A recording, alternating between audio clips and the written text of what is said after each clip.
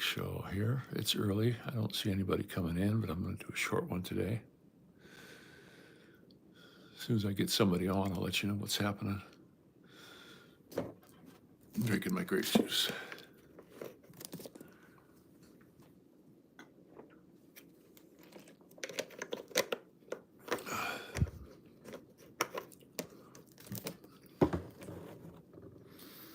Nobody here. I was hoping some folks from the Philippines would pop in. I know it's late there. I know it's about 10:30 at night, but I was hoping some guys would pop in.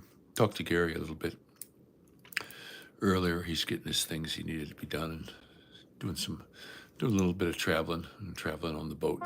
That was always kind of cool to take your car on the boats and travel through the islands. I always thought that was neat. I thought it was pretty cool.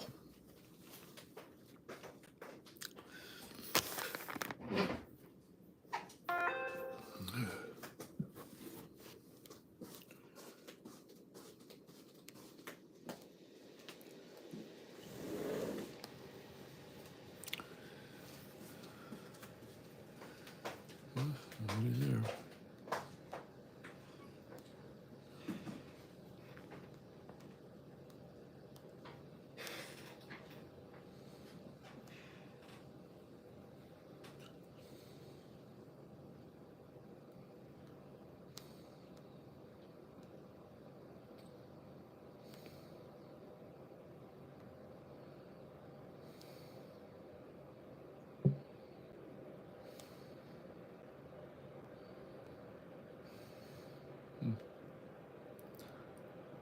Oh, there we go. Now we got some folks on there.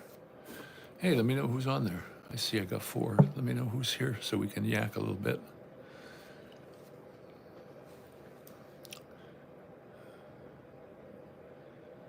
Oh, Bams, how you doing? Oh, yeah, well, you must be towards the west if you're at 5:43, because it's 10:43 here in the morning. I went down to the hospital yesterday, and I met with all these stem cell people, and they were explaining to me why this is happening, and some of the stuff I was reading about the dangers of it were wrong because it was getting somebody else's cells. What they're going to do is take my own out and then put them back so there's never a chance for rejection. And then I got to talk to some people that had it done, some of the people that came in and had it done, and years have gone by and no trouble. And so I'd like to get that done, but I don't know how it's going to work. I have to get a hold of my daughter and see if she'll come here, because they want you in the hospital for 2 weeks. I'm going to have to get a hold of my daughter to see if she'll come and stay here with the kids while I'm in, or take them to Pennsylvania. I'm not sure what she'll want to do, because they want me to be in the hospital for 2 weeks. I don't have anybody here for the kids. So, that would be really bad. She can't just leave them. And they said 2 weeks, they take them out. I got to go in, what they told me, I'll go in for 5 days in a row for these shots, but come home. Well, the 4th day, I stay in. I'll stay in the hospital after the 4th day. Then they start they put some kind of line in here, and they start taking the cells out for 5 days. And then after 5 days, they take those, they freeze them, and then they zap my immune system. They hit it real hard with chemo, and that zaps me, which that's when the danger happens. And then after that's done, then they put my stuff back. Going back, Bams. Heading back to the Philippines. So that's the way that's going to go.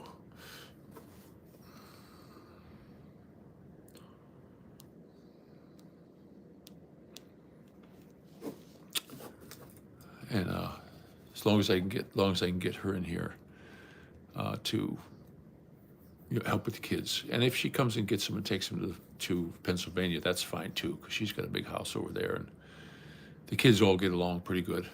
They get along real good. Maddie's excited if he could spend some of the summer over there, and they planned that anyway, where they were going to go and spend a little bit of time there. But this will be all of them. they'll all go. And I just hope Mumu obeys and doesn't get a little bit too crazy. But if they stay here, that would be cool too. If she just comes and visits here, and because then they don't have to get out. They got a swimming pool here. In the summertime, that's all they're going to be doing. They're going to, Maddie last year, we were in that pool every day. That's a real nice thing. And the place we're planning on moving to in June, that's got a big pool there too. So it's not right at the apartment though. It's a little bit of a walk around the corner. Can't see it. So, that's no big deal. Well, I definitely want to get them in the pool, and they're little fish. They like the water. I used to love to watch on the boats. They had these triple decker boats, and these little kids would climb up the side. And I mean little kids. 4 or 5 years old. And they'd get all the way up to the top deck, and you would throw coins in the water, and they would dive off the top. Because the water was clear. You could see all the way to the bottom. And these kids would dive in, and, they'd go after the coins. And people were cheap, throwing just peso coins and stuff. We used to throw the 20s, the ones that look like the loonies up in Canada. So if they swam down, they could get a pretty good amount. And some of them kids, they'd catch it before it got to the bottom. They were good little swimmers. And used to have videos of that. I don't know what happened to all of them. My phone gets so congested with that shit, and we don't have it anymore.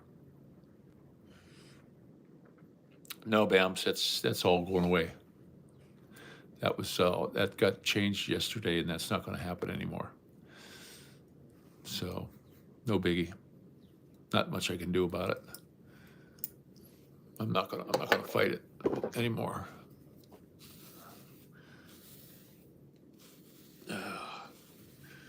Get my hair all brushed. I just got up not too long ago. I was up a little bit, just looking on the phone, but tired today. I had supposed to get the chemo last Monday, and what happened was my white blood cell counts were kind of low, so they decided they weren't going to give me the chemo. They said, no, we're going to wait. But then that happened to a whole bunch of people in there. Just about everybody. They started telling them the same thing. So I'm thinking they didn't get a chemo delivery. That's just what they said, your white blood cells. So then I got to go in. I got 2 more to go. They're going to give me I got to go on a Tuesday because it'll be Memorial Day at the end of the month. And then I'm going to get a month off. I'm going to get I won't get the chemo until I take the stem cell, the last one. And that's going to be at a whole different hospital. And because of the risk of infection and all that, I'm going to be in an isolation ward. They're going to, it's going to be a whole different ballgame. It's what they do over there.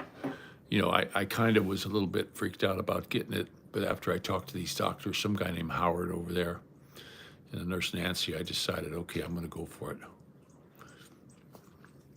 I decided, this is something. The way they explained it is they pretty much got all the cancer cleared up, but there's always little holdouts somewhere, and this is basically going to come in and be like a carpet bomb, and my own system's going to do it. So they're going to give me this stuff to make the stem cells grow. That's going to be the shots that are 4 days. Yeah, Joey, it's just what's happening, man. It's just what's happening. Hey, I'd like to have the passports for the kids too, please.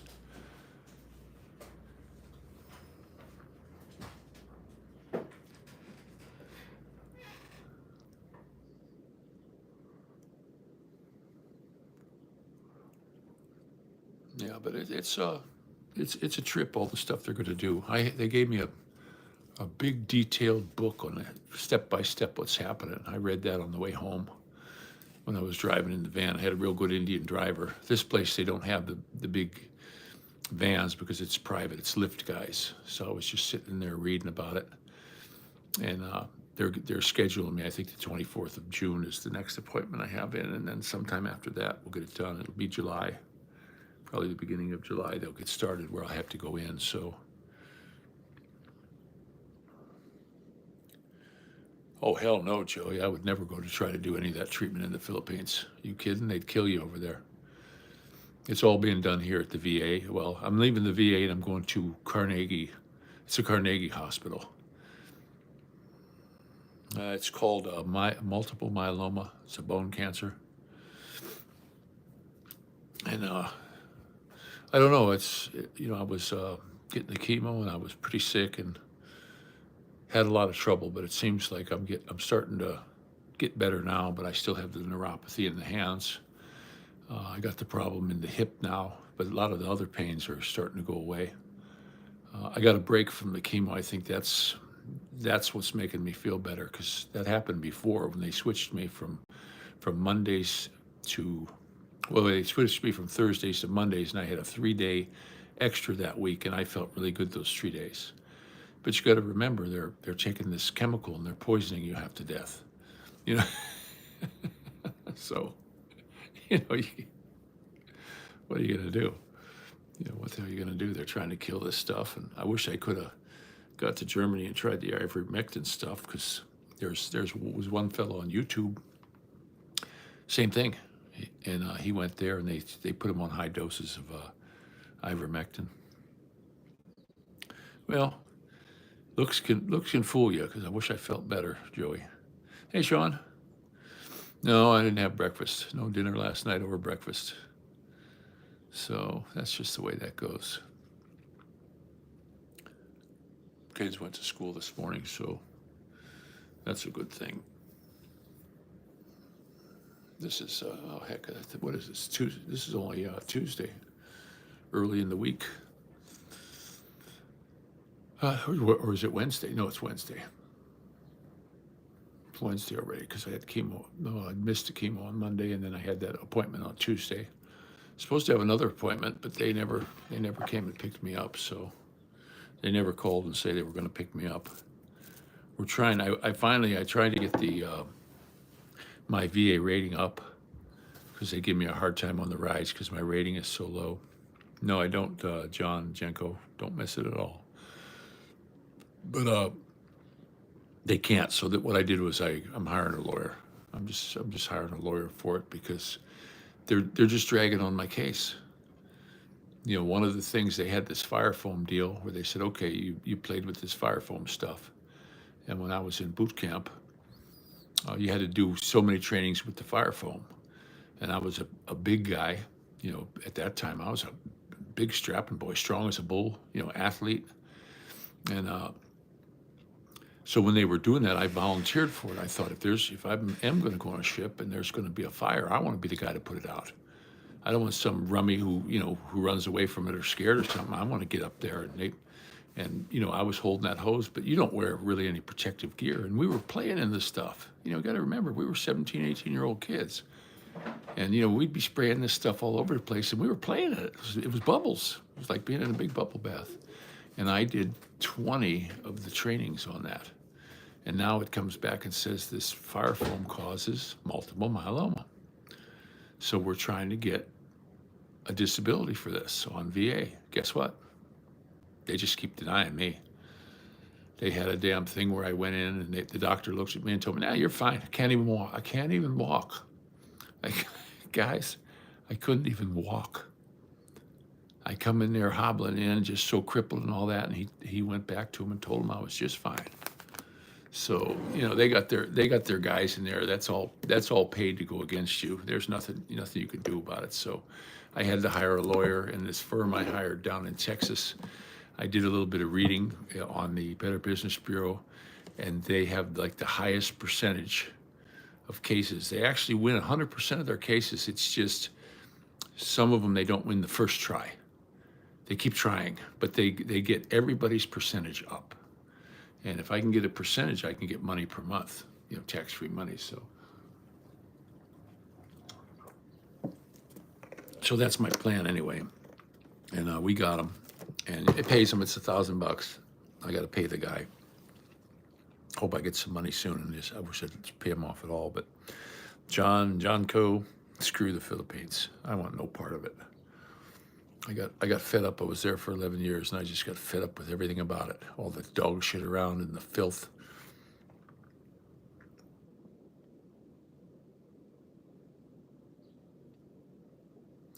Yeah, well, you can't get it whether it's birth defects or not. That's only for somebody who was in the military. Your kids can't get it. That's been like that forever. So, that's a losing battle, and any lawyer who would have took that case should have known better. Yeah, Pete. Well, what's really been nice, I didn't get the chemo on Monday, so I've been getting a couple days of really good sleep. I'm not getting these herky jerkies. I was getting heebie-jeebies in my legs and stuff from the chemo, where my legs get the wiggles and the shakes, and I get all these nervous jerks. Well, I didn't get the chemo, so my body's not being poisoned this week as bad. So I'm actually sleeping. I laid down yesterday and just crashed.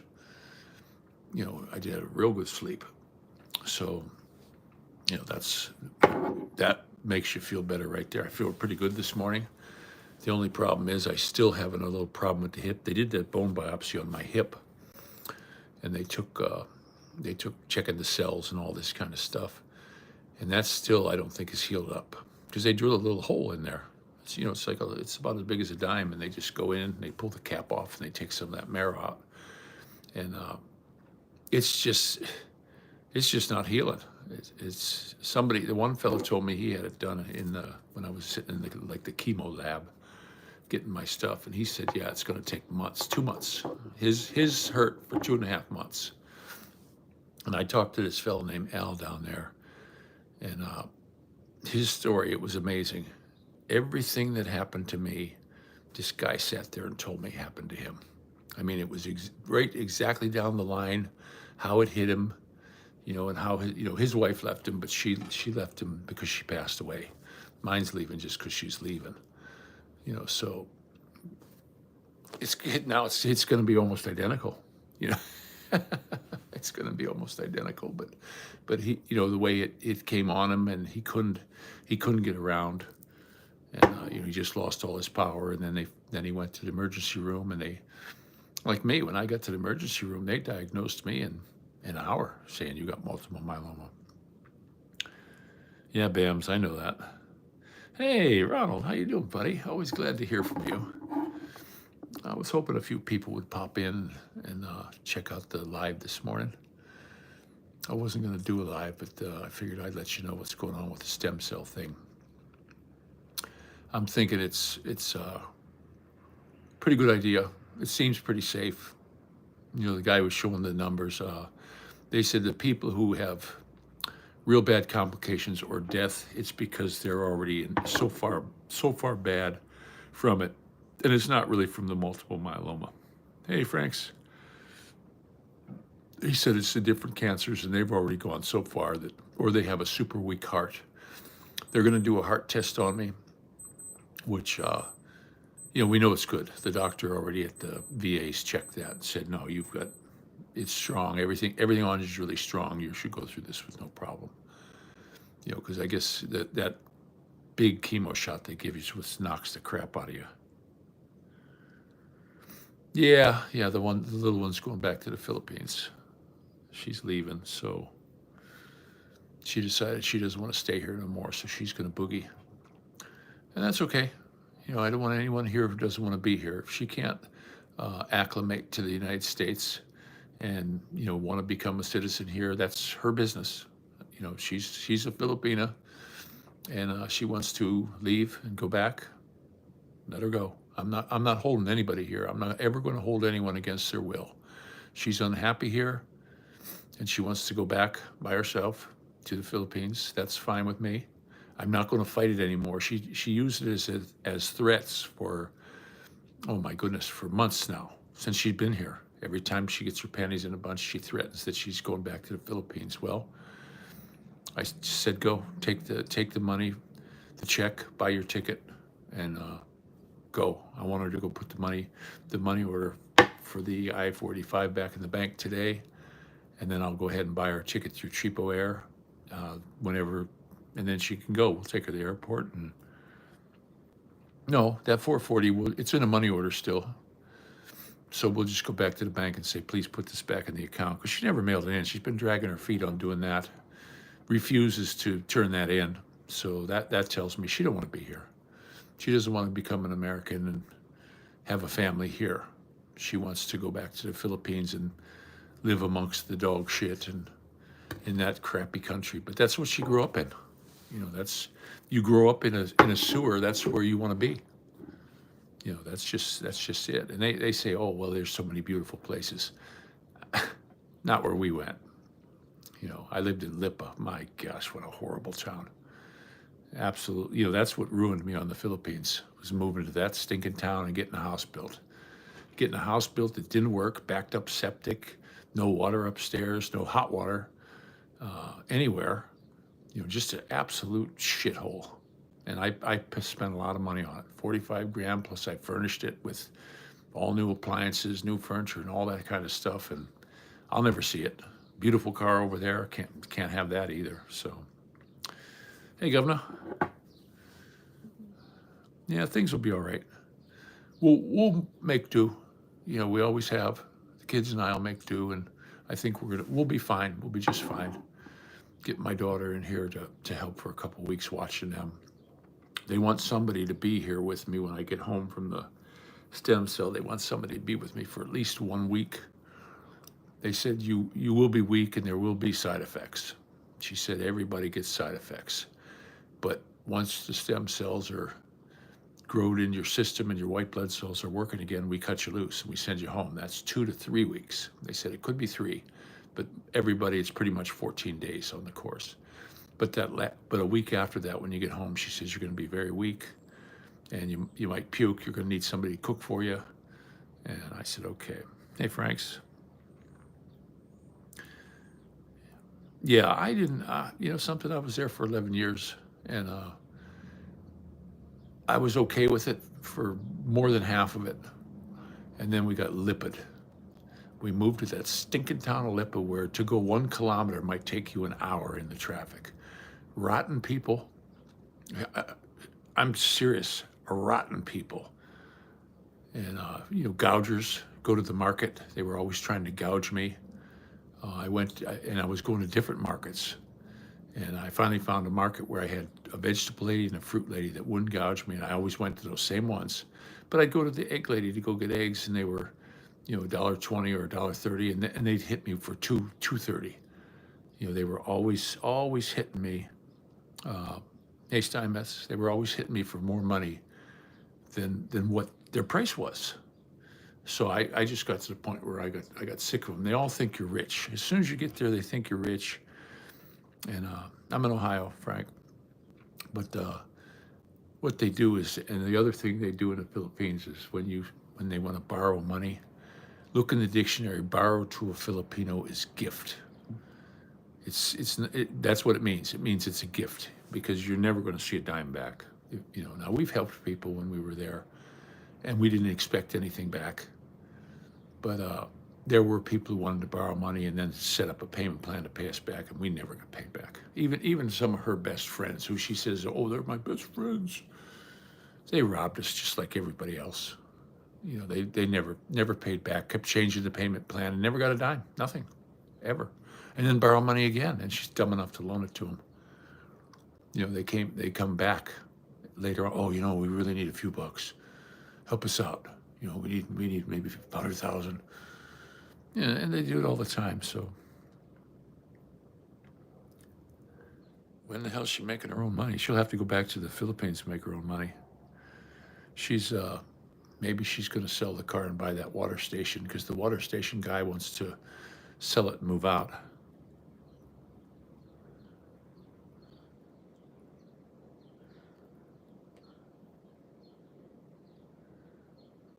Yeah, that's it right there, Steinmetz. That's exactly it.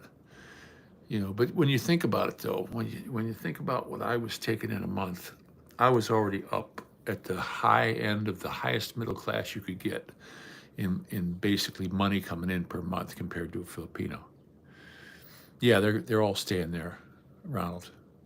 So you do have a lot more money than they do. When we were in the Philippines, I had money to burn. We always had money left over at the end of the month. We did help a lot of people out when we saw somebody who was in need.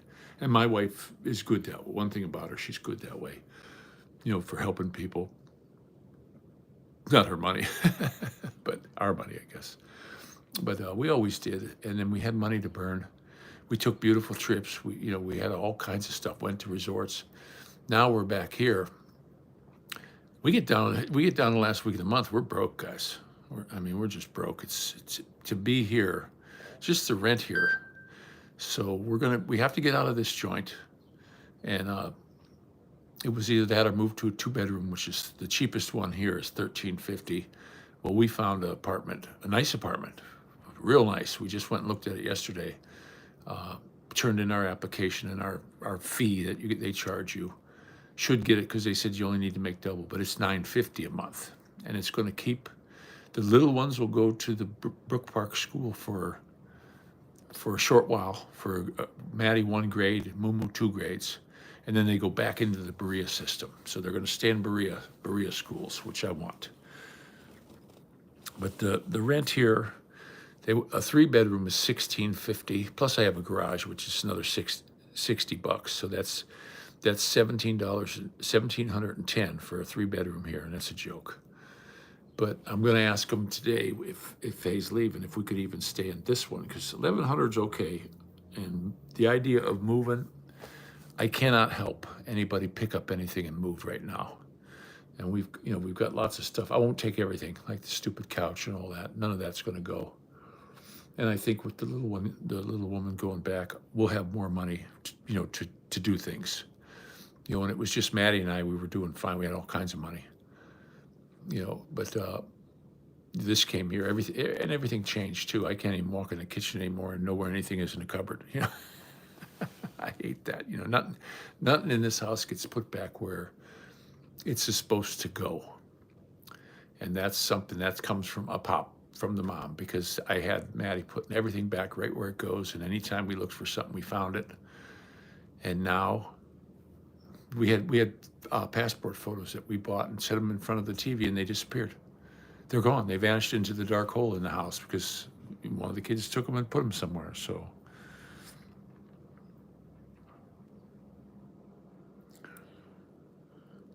yeah, I guess so, Ronald. If that water dude, there's a water station guy, and he's planning on coming back to America. His dad's sick. He wants to go back to California. And he's got the water thing set up, and he'll want to sell it. And if she's selling the car, she's got some guy who's buying the car now, and she can make payments on the water station and buy it. She can run that water station and probably make a pretty fair living, because the dude he's making a good living on it.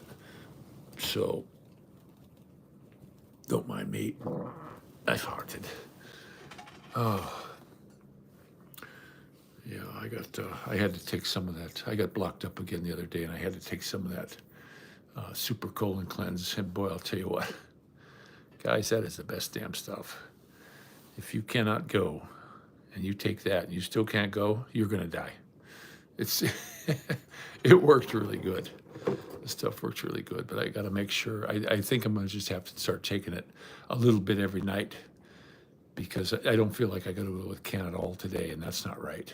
I used to wake up every morning, have my coffee, and boom, I'm in the bathroom. But with all this medicines I'm on, and I got to take them again. I got medicine right here I got to take, and it's just, gosh, all these dang pills. I got these things here. I don't know if you can see it. They gave me this pill minder thing, and each one of these are full. And there's let's see, the morning one, 1, 2, 3, 4, 5, 6 of them for just this breakfast. But 4 of them out of the 6 are vitamin, calciums. Most of them are. There's one thing they do with the VA. Instead of giving you all kinds of the chemicals, they give you a lot of vitamins and minerals and stuff. But they don't want you taking your own over the counter. They want you to take this certain calcium one that they got, the way it releases. And they said my calcium was low, so they have me doubling up on it now. Instead of taking, not doubled up, a third more. Instead of taking it twice a day, they want me to take it 3 times a day. So,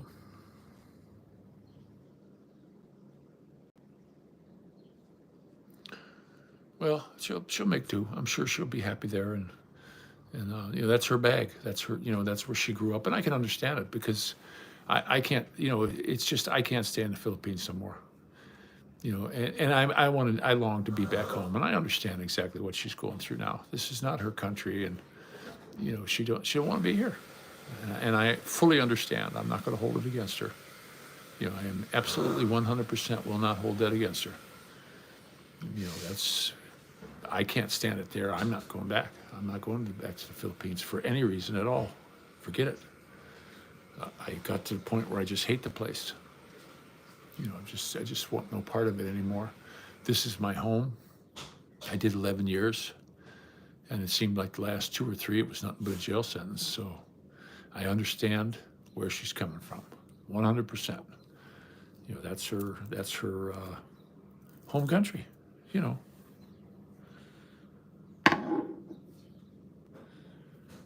Oh yeah, yeah. Staying is definitely a lot cheaper there. Our first house we bought, we paid $8,000 for. You know, and we made do. It was in a crap neighborhood and all that, and I refused to fix it up and make it nice because I didn't want to. I didn't want to stay there.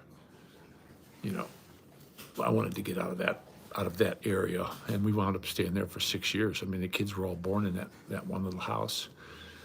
But the people who we bought it from, we wound up selling it right back to, and we made a little bit of money. We fixed it up. I put a concrete pad in for parking, and I put in water. That thing had bad water. We only had water a couple hours a day, and I put in city water, which was 24/7 water. And so I had that put in, and I didn't get around to piping the house, just the bathroom. But there was water in the dirty kitchen, so we had plenty of water out there. Once we got there was a 12-inch main that they put through from GMA Water, and we had them tie into that. And then I didn't allow anyone connect onto it.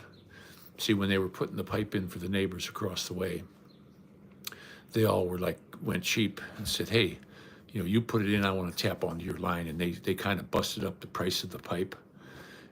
Well, then they had no pressure, because they only put in the half-inch line, and every time somebody would use it down the line, the next house wouldn't have any pressure. So when we were putting our pipe in, these people said, "Hey, we want to connect onto your line." I'm like, "No, you put your own line in. This is my line. I'm not having somebody flush their toilet and me lose my water." And we had really, over there, then we had real good pressure. I mean, you could wash a car, you could do anything. We had all kinds of water pressure. But then we moved out of there, and now they Lipa, I guess they got city water, and there's all kinds of pressure. After I go, then there's water in the shower upstairs and all that. I hope all that stuff still works when she gets back, because a lot of things, if you don't use it, and I hope they let the fridge door open and it's not all full of fungus, and she'll clean it if it is, though. But when the refrigerator's not being used, you got to leave the doors open. Otherwise, they just turn into a fungus pit. And that was a super duper expensive refrigerator. I bought a big one. It's got a super big freezer on it. Plus, we got a deep freezer outside. And it's the place is set up. It's ready to go. The generator's sold and all that, but they don't care if the power goes out. They'll just make through it. Get the Wi-Fi back on for her. But and it's a nice little house. Todd Johnson, we're moving along. I'm hoping my daughter will come out and watch the kids for the couple of weeks, and or take them to her house. But she has to come get them. We're still not having any luck on a car, and getting the money for it. That's the problem. Right now, there's so many beautiful cars I'm seeing for $4,500, $5,000 that I would just snap up. There's about 10 of them I would grab in a heartbeat. Some nice Mercury Marquis, some Lincolns, some Cadillacs that are in nice shape. And nobody wants them because they're the gas hogs. Well, I don't care. I don't care if it's going to use a lot of gas, because I don't go to work every day. This is going to be something that we're going to go to Walmart in or take the kids somewhere. It's not something that I'm driving every day. And the new place, we're hoping we get a carport. I got to get the bike over there. I have to get the bike into the shop. I can't get my hands to work to do the stuff. There's a workman here. He likes to tinker around on bikes. I might see if I could hire him to help me do it before I leave here, or we'll take it to a bike shop. The one bike shop I called, it's pretty far. He'll do it while I wait. for a pretty good price, but it's 68 miles away where I got the bike. In the bike shop close to here, they said, oh, well, bring it in. Maybe we can get to it by July. Well, this is riding season. July's riding season. I can't. And if I can get that clutch on there where I can pull the clutch in, I'm good to go. I can operate. My right hand's strong, so I'm real good on the right front brake. I can squeeze the heck out of that. This hand's a lot stronger. And so I'm not worried about the brake. Plus, I got the back brake anyway. It's just pulling the clutch. So I've got the Righteous Touch clutch, which is going to have about a 45% let off. Plus, down at the clutch itself, the clutch pull arm is 1 inch long. Well, I've got one that's 2 inches long, so it's going to give me a little bit more leverage. And if I put the stunt clutch on the very last little hole, because there's adjustments now for it, it gives it much more pull. So that'll take up that extra room for the arm. It's the best I can find. It's looking like I can get her down to a couple pounds, which will be easy for me to pull. And then I can have the bike. I had a stunt clutch on my DR650, a Righteous stunt clutch. You know, they got the little ball bearing in there. You pull them with just a finger. I mean, they're real nice. Plus, you got real good control. You know, as you let the clutch out, you've got this super fine control of the clutch, like for doing wheelies and stuff. And that DR650, that was a wheelie machine, because you constantly have to pull a wheelie over logs and stuff. You know, I was riding that thing over logs and boulders and everything else. So you have to be able to pop that front wheel up. And it was a wheelie master. You just sit back in the seat and give it some gas, and that front end would come up. No, I haven't talked to Ken in a while there, Frank. Haven't. Every now and again I get a little something from him on Messenger, but I haven't actually talked to him at all. So, but nice fellow from all accounts. A lot of you guys though get on here, some nice people. I get my trolls and stuff, and I just got to the point I ignore them and block them right off the bat. I'm tired of these Ricky Bobby guys, you know. I call him Ricky Bobby. But me, this is my home. This is my home. Years ago in this apartment that we're living now, when I got out of the service, I lived here for a year. I lived in I was up on the 7th floor here. A lot cheaper then. Back then it was like $375, which was a lot then too. You know, this place was always higher for rent, but $375, I was splitting it with my brother. We were going 50-50 on it, and it wasn't bad. We had it pretty nice, and I worked right up. I was actually working a job right over here that I could walk to work. I had the old 50 Plymouth that I ran around in, and one time I went. There used to be a gas station on the corner up here. It's gone. It's just a parking lot now, and I went there and I put it. Those 50 Plymouths have this big weird gas cap. It's big. It's like this big. And I had a locking one, and it was a Chrysler locking one. It was one that, you know, it was probably custom ordered from a dealer. Said Cambridge right on it, and I set it up on top of the gas pump, and I pumped the gas and forgot it. So I was putting a sock in there. I had a little ball and a sock I put in there, and I drove it around like that for 6 or 8 months. And then when I got back over here, because I had moved out, and when I got back over here, guess what was sitting on top of the pump? It was still sitting there because the pump was a real high one.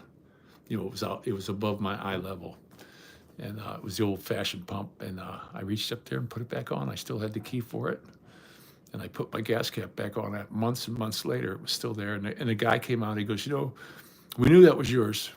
He said, we haven't seen you for a while, so we just left it there. We figured you'd be back for it. And I said, oh, well, thanks a lot, guys. Same people ran at mom and pop gas station. That's where I always bought my gas at. It was easy to get in and out of, and they were real nice people, you know, just super nice all the time. One time I went in there and I forgot my wallet, and I says, hey, I just put $15 worth of gas in my car, and I'm late for work, and just get it when you come home, honey. We know you just and then after I got home from work the next day, I stopped it and paid them, and they didn't care. You know, they knew me, and they said, oh, it's okay. But that's what you get with the mom and pop stores. And the sad thing in this area, I'm noticing that those are pretty much gone now.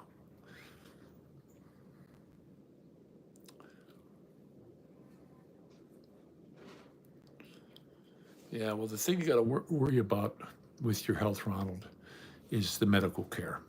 your best medical care in the Philippines is going to be in Manila, and who the hell wants to live there? I mean, you talk about the biggest sewer on the planet. That is one of the rottenest cities. Now, I've been to New York too, though, and I didn't think much of that either. But it's a little bit cleaner, New York, at least where I was at.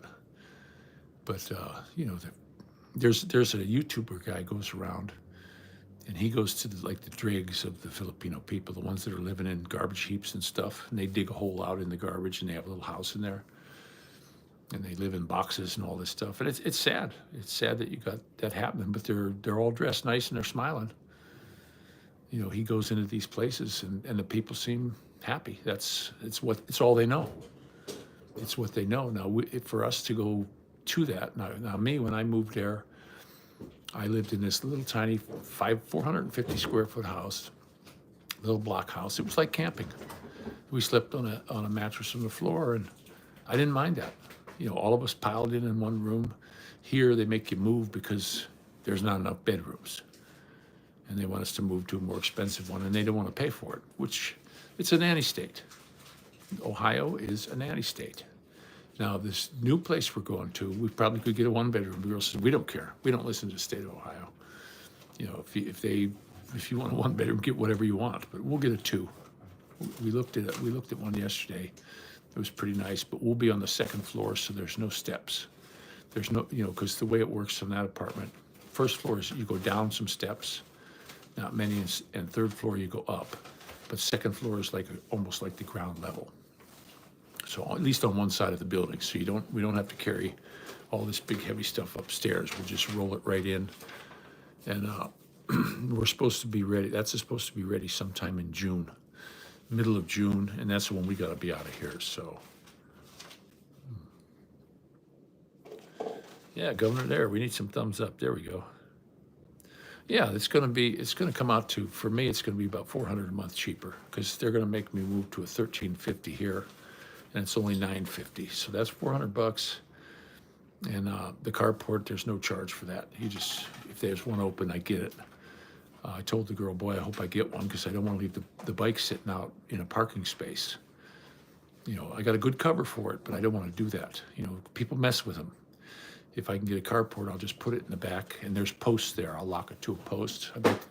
They got barbecue grills there, so I don't have to buy a barbecue grill.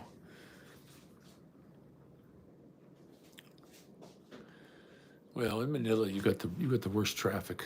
I mean, they just don't move. I remember Dorothy and I took a bus trip down there, and we sat at a red light for 45 minutes, where we moved up a car at a time because these people, even though their light turned red, they still blocked the intersection, so we were not able to go. So Dorothy and I we just sat in there. The bus driver was driving, and we just played and goofed around because she had some books that she got while she was there. So we were coloring in her book, and just somebody else was driving. It wasn't me because I can't take that when people don't move. If I get in a vehicle, I want to move. I don't want to stop. And like that Honda Mobilia, that was a stick shift, and you're just riding the clutch. And I just don't want to do that. It's not my bag. You know what I mean?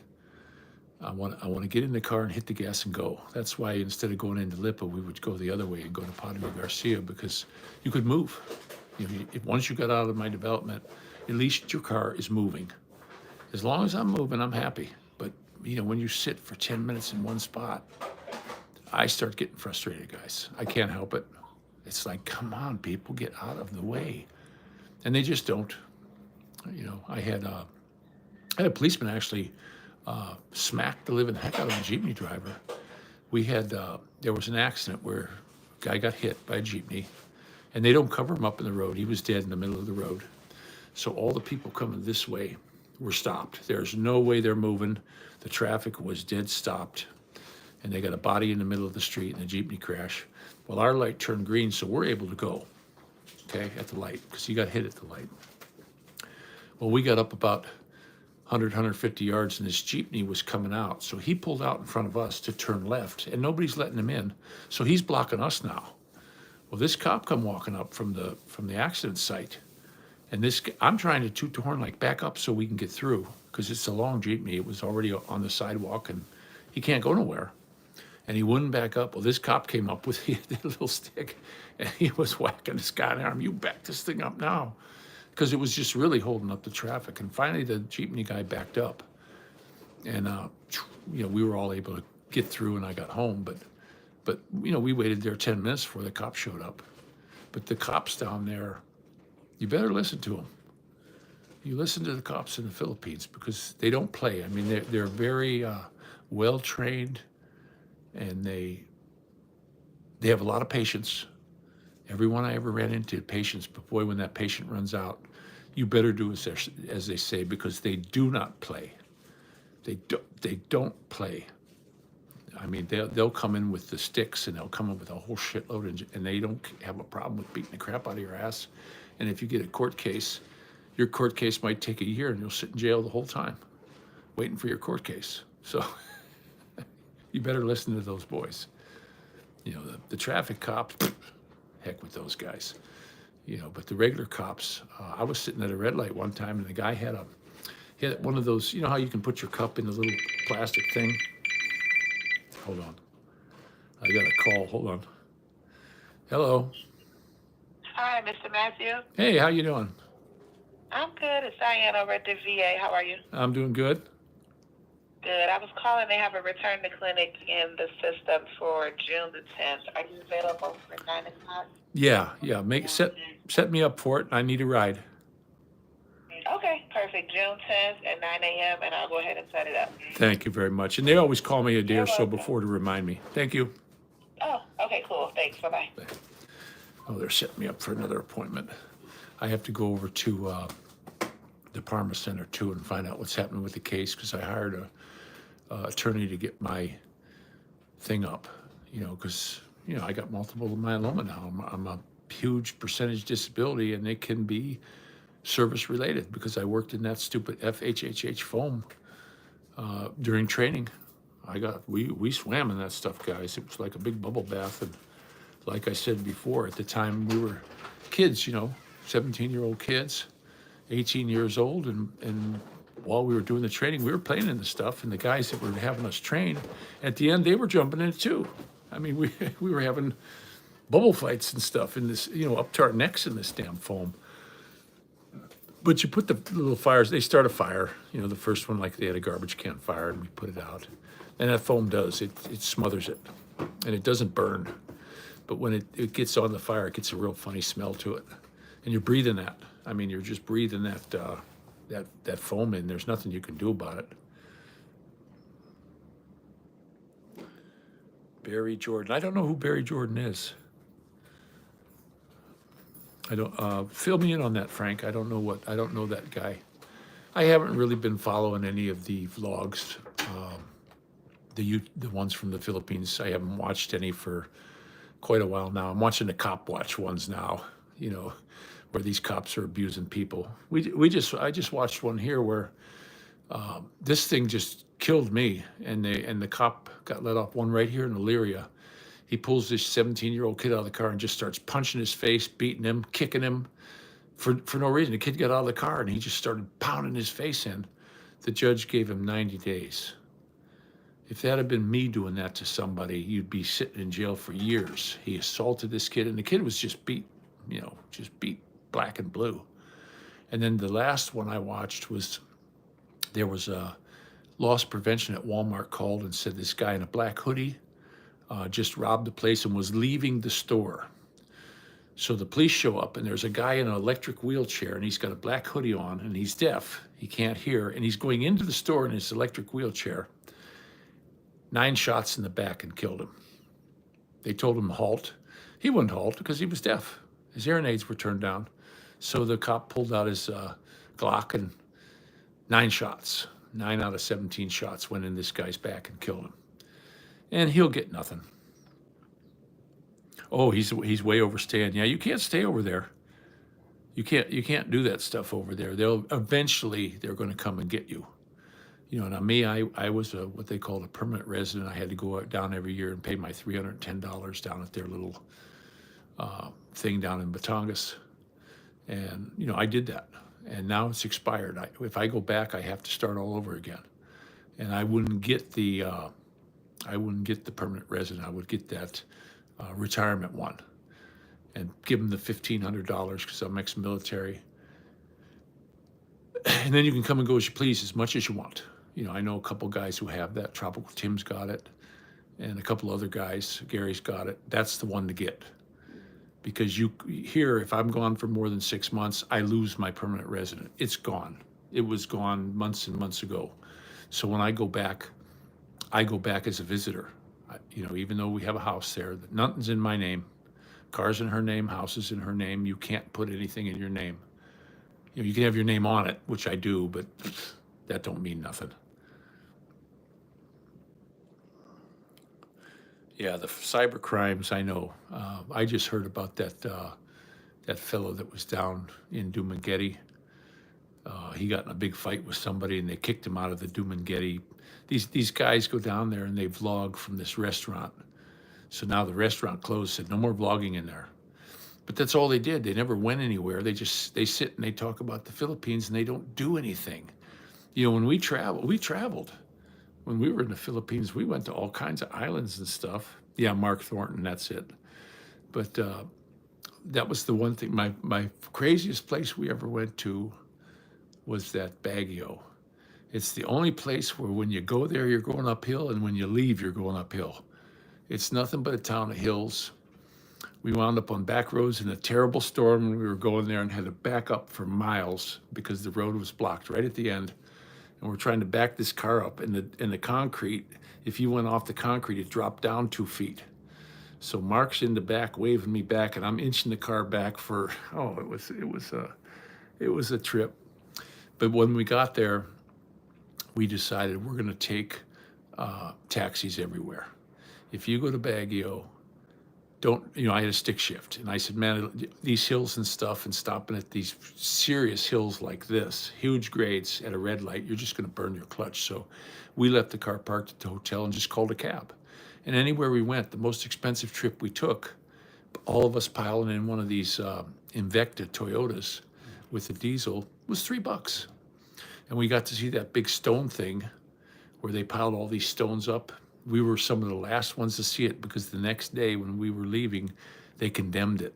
So the place closed, and they had a lot of money into this place. They said one earthquake and everybody's going to get killed in there because it was 5 or 6 stories of these layered stones, and they were building more on. And I could see an earthquake knocking that place down.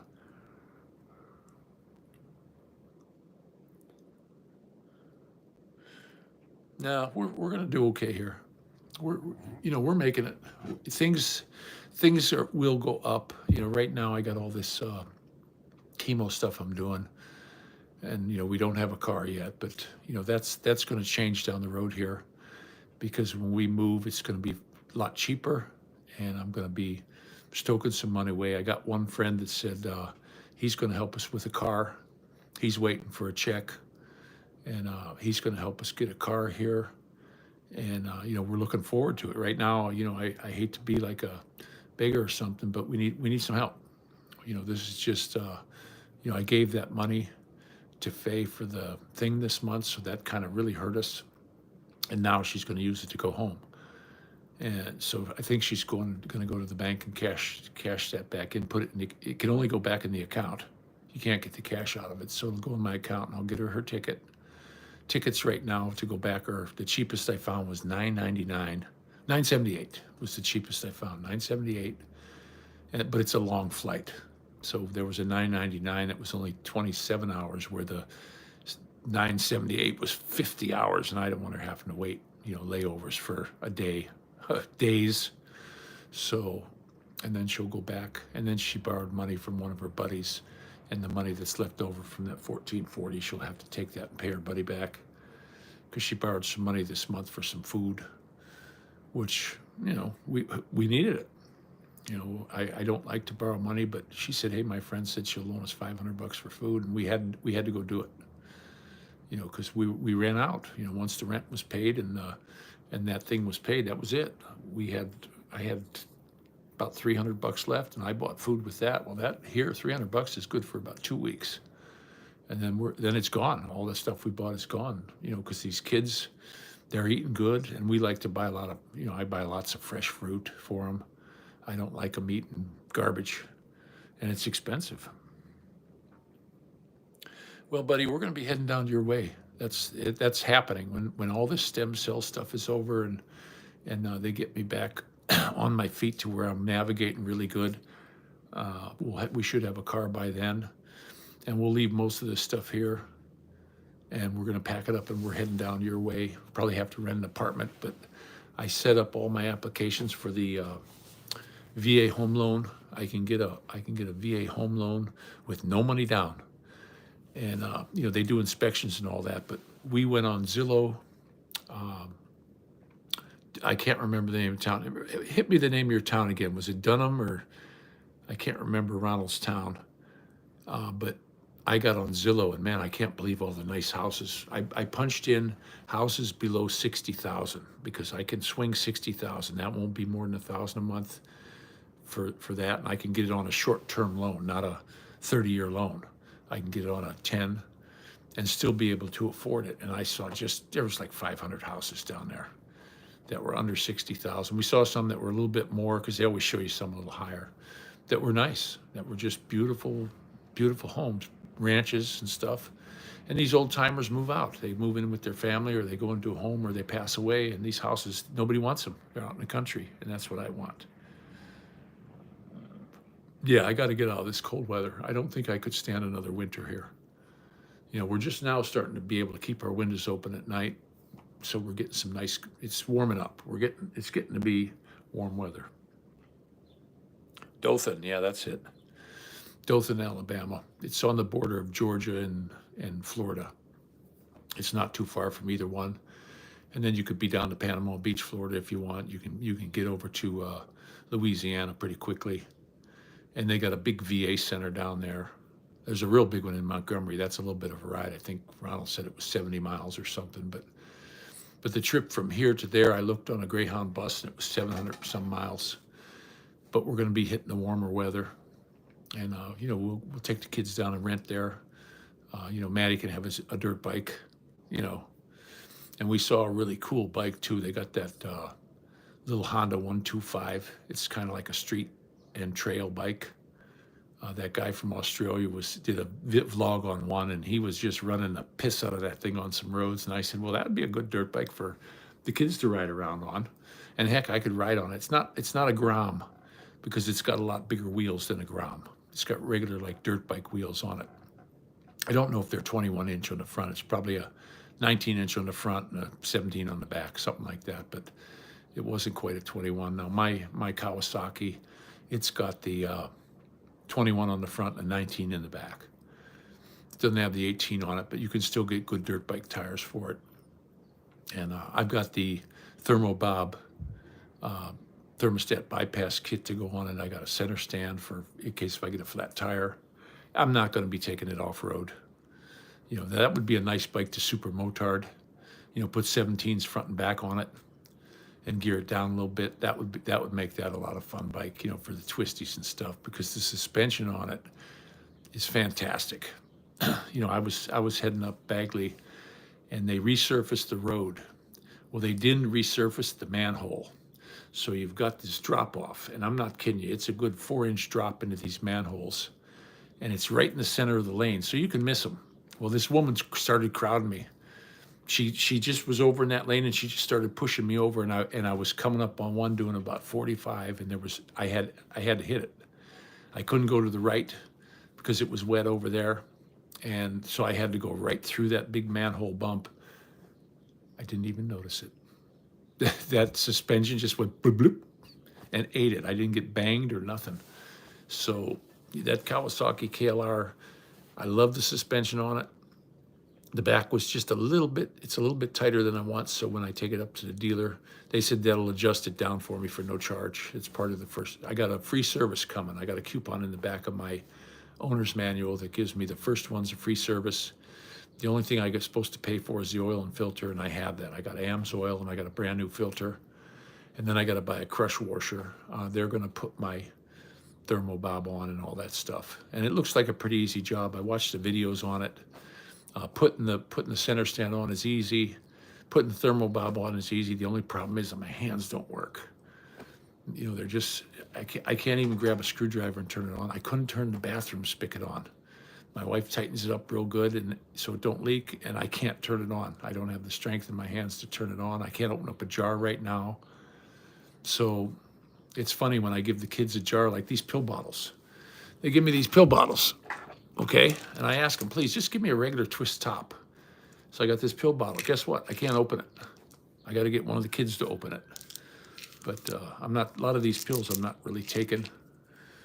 I'm not really taking like the painkillers anymore. I don't need them. Right now I'm not in any pain other than my hands. I'm taking the one for the hands though. I stopped taking them for a little bit. They doubled me up and it made me too dizzy.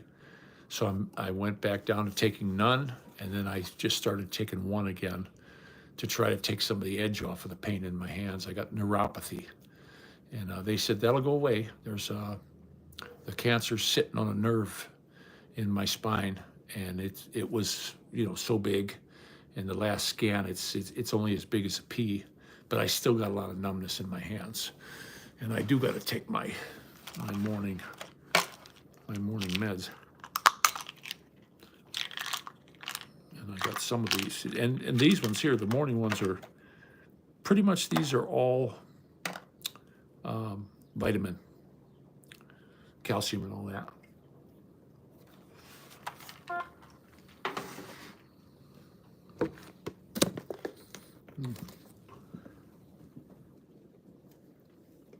I gotta get him down somehow. I only had a drip in there.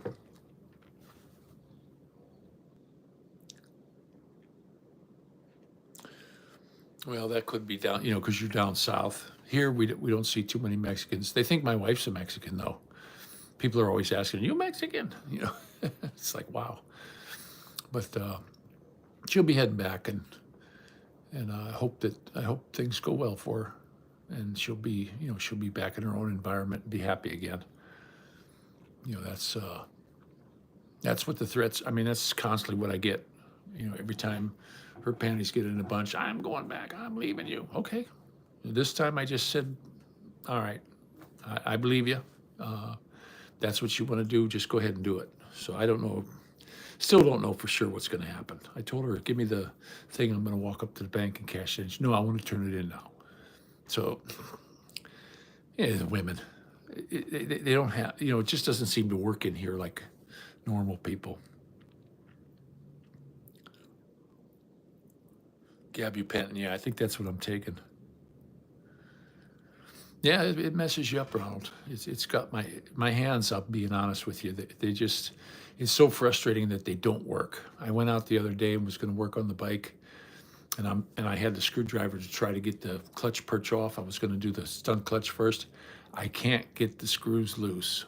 I can't break them free with both hands. I got no strength in my hands at all.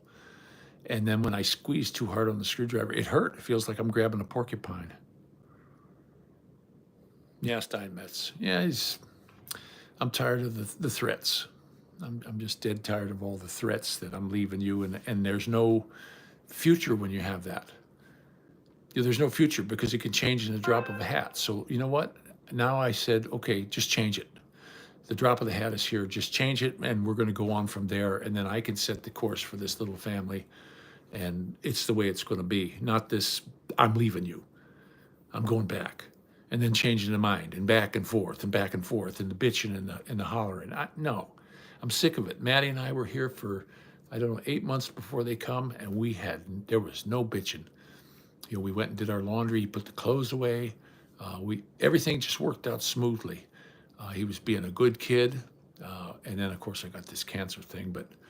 But up until then, everything just was going smooth as could be. Was having no trouble. He was doing good in school. Then the other kids came and everything was going good. And then I get this drama. All of a sudden, this drama just starts happening, and I ain't going for it. You know, she wants to go. C'est la vie. And I don't want to, somebody was asking me, oh, well, maybe you'll get another one. No. You know what I got now? I got cancer I'm fighting against. Hopefully they'll give me another 10 years, and I got kids to raise. I got these beautiful babies here to raise. I don't got time for any drama. I don't got time for any women. I don't want one. You know, I want to do things my own way, and I have a blast with the kids. You know, I teach Dorothy how to cook. Teach them all how to cook. You know, because they'll be getting in there and doing a lot of that. And I'm always the one where, yeah, you know, clean up as you go. I remember my son. I was fixing up a house, and I gave him some paint. I gave him some brown paint, a little paint can. I wanted him to paint the trim. Of course, he made a mess. We didn't have carpet down or anything, so I didn't care if there was a mess. And the wife came up and seen paint on the floor, and you know he wasn't cutting it in right, and she made a big fuss. And I'm like, you know something? It's the first time. You mean you painted perfectly the first time you ever painted? Leave him alone. Get out of here. And you know something? Now he's a hell of a painter. And if he needed to make some extra money somewhere, he can go paint for somebody. You know, he knows how to do it because I let him make a mess. And he cleaned it up. You know, you make a mess and you don't paint when there's carpet down. We did it before we put the carpet down. So a little bit got on the floor, big deal. And we just threw the padding over a lot of that. But he fixed up where the wall was, you know, where the little bit of the brown paint got on the wall. He cut that in real nice. I said, here's how you do it. You use this brush and you put it on and you just keep eking a little line until it runs out of paint. And he started doing really good. But you gotta let him do it. You have to let them do it. They learn by doing. So,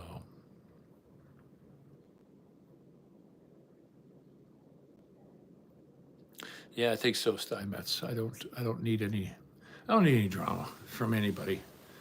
You know, I'm to the point now where I want to raise these kids, and they're staying, and that's just, you know, that's my focus. That's my focus of getting some time for them. You know, and they tell me that I get this stem cell that, you know, I'm looking at 10 years. I met a couple guys though in the chemo. The one fella, he had everything that happened to me happened to him 10 years ago, and he looked great. He was in good shape. I said, "Are you having problems?" He says, "No, but once a year, I come in, and they give him chemo once a year." So I only saw him that one time. But he said, "Yeah, I come in once a year now. I come for an appointment every 6 months, and then every year I go get it. He gets the chemo just like I get. They give him like a booster." And I guess that's, you know, he's got good insurance, I guess, but he's completely out of it. He said it was 10 years ago, almost to the day, and he feels great, but he's the guy who lost his wife. He said he got down, he couldn't go. He was in the bedroom calling for her because he wanted to get up and go to the bathroom.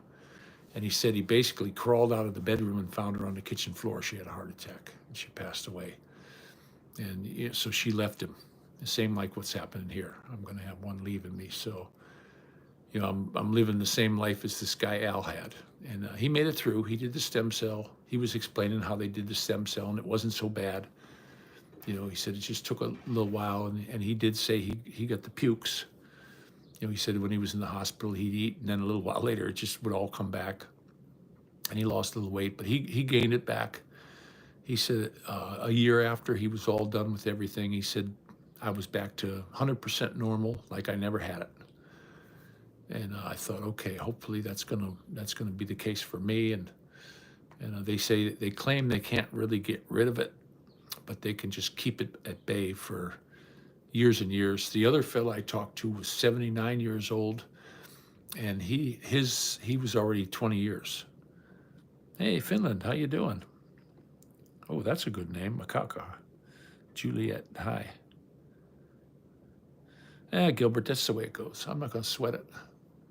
You know, I'm just tired of the threats. You know, the constant threats of I'm leaving. Well, okay. I finally said, okay, you're gonna go. I'm not gonna hold you here. I don't want anyone to be anywhere they don't want to be.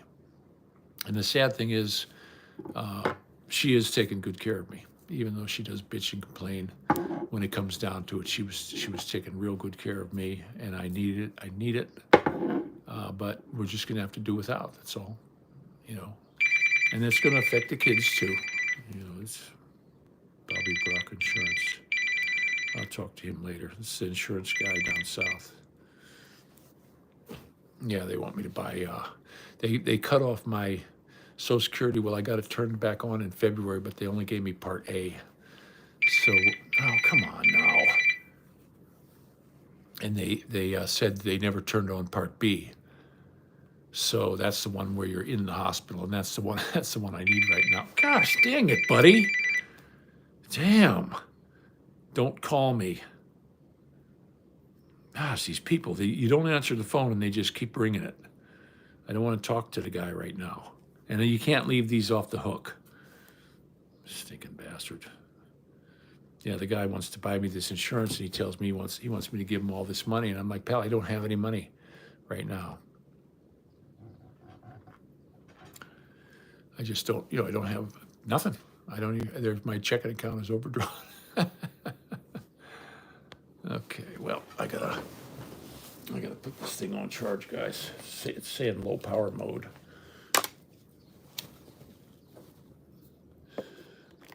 This is that iPhone.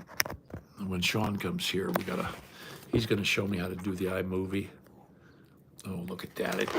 I can't even plug this stupid thing in. Everything's falling down. I got the worst case of the dropsies, guys. I can't hold on to anything. Okay, it's charging now. Yeah, and I dropped my water jug. Everything I touch, I drop now. I got the worst case of the dropsies. And I can't pick anything up off the floor. I can't get down to the floor because I can't get off the floor. I went to pick up some garbage the other day that I dropped, and I got stuck on the floor. It took me a couple minutes to get back up, grab it onto the bed, and I got no strength in my hands, so. I can't block that number because he's got, I don't know if it's like a call bank he uses. It comes up a different number every time. He must have 5 or 6 lines. I just, it's not the time I want to talk to him. He's supposed to call me at 4:30 this afternoon, so I could tell him still can't send him money. He sent me a message saying, I'll call you at 4:30. And I said, look, I don't have any money till next payday. None. He said, well, if you pay that, I can get started. What part of I don't have any money don't you get, buddy? None. 0. I don't have any. And these people, they can't get it through their stinking head that I'm not joking. I don't even have $5. I had to use the $5 the other day that I had left in my account for laundry. I needed to put it into the laundry machine thing so we could wash some clothes because these kids go through clothes, and that's it. Now we wait until the 3rd of the month until I get my check again. And it sucks. I didn't have that. For years in the Philippines, we never had that. But it was all this month. It was only because I had to pay that big $14.40 for the I-485 form, which isn't going to get done, and now that's going to be turned into a ticket and paying back some lady because she borrowed from the lady, and I didn't stop her. The lady said, "Well, I'll loan you $500," and we got to pay her back. It's a nice lady that helped us out. So.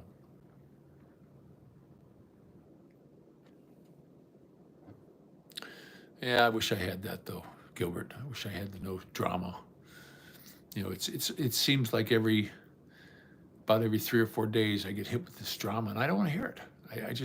It hits something. It's hit something inside my head that hits my kill switch, and it's getting worse every time. Because it doesn't stop. It's just like this droning of. And it's all I hear. It's like on Peanuts, when the teacher talks. It's all I hear. I don't know what's being said. It's just this terrible noise that I have to listen to. And it usually will last for an entire day of just constantly having to get that last word in and bitching and drama. And I don't need it. I'm too old right now to put up with that. I've just had it. And now she's saying, hey, I'm leaving. I can't do this anymore. I'm not staying here. It's not her homeland. Great. Okay, I'm going to buy you the ticket. Go cash in the damn money order. I'm going to buy you the ticket, and you can pay your buddy back. We have enough to do all that. Have a good life. This is where the kids need to be. This is where I want the kids to grow up to. They're always going to be a Kano in the Philippines. You know, there are kids that they go to school with now. They'll have friends that know them and love them, and they'll do fine with them. But when it comes down to the regular people on the street that you don't really know, they're always going to be Kanos.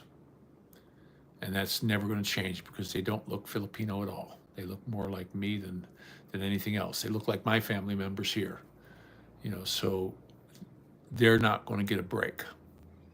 You know, they give the Filipino a break in their own country.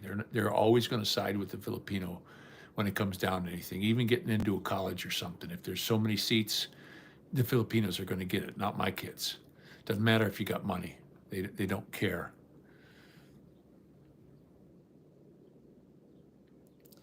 Yeah, they do.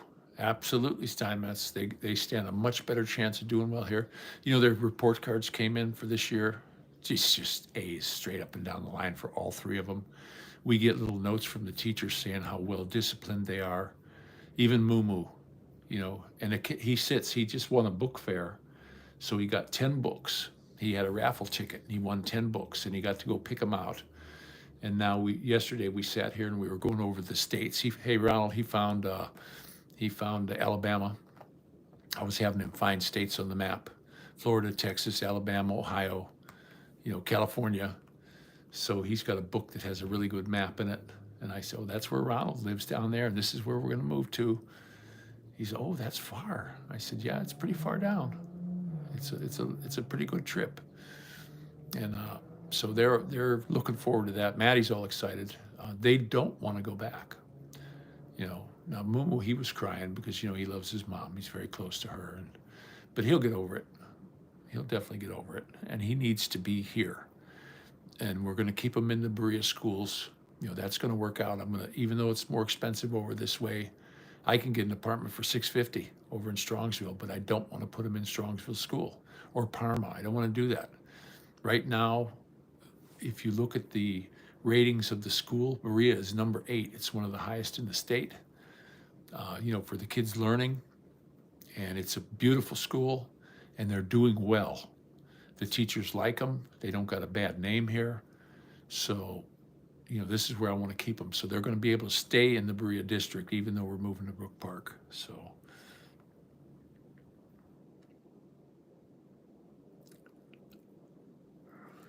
Well, we're going to see what's going to happen in Ronald in the next election. I do think that if Trump gets in, things will turn around because he's a businessman.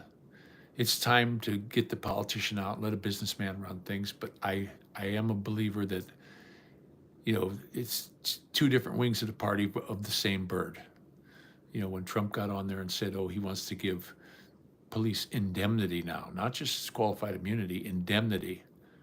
You know, you're just giving a free hand for Gestapo tactics, you know, because they're already out. You know, you watch these videos, they're already out of sync with the public. They hate us. They think they're better than us. And there's just too many videos that show that. And people say, oh, no, you know, the cops here, these ones are good or that ones are good. No, when you got a good cop standing there watching somebody abuse somebody else and he does nothing, he's just as bad as them. Very rarely do you see a cop stand up when another cop is abusing somebody. They usually jump in and help. They'll help the abuse. So there's too much of it, and it's not everywhere. I understand that. You know, they're picking and choosing some of these real bad ones. I know that, but you still run into some real ornery cops around here. Oh, jeez, time is.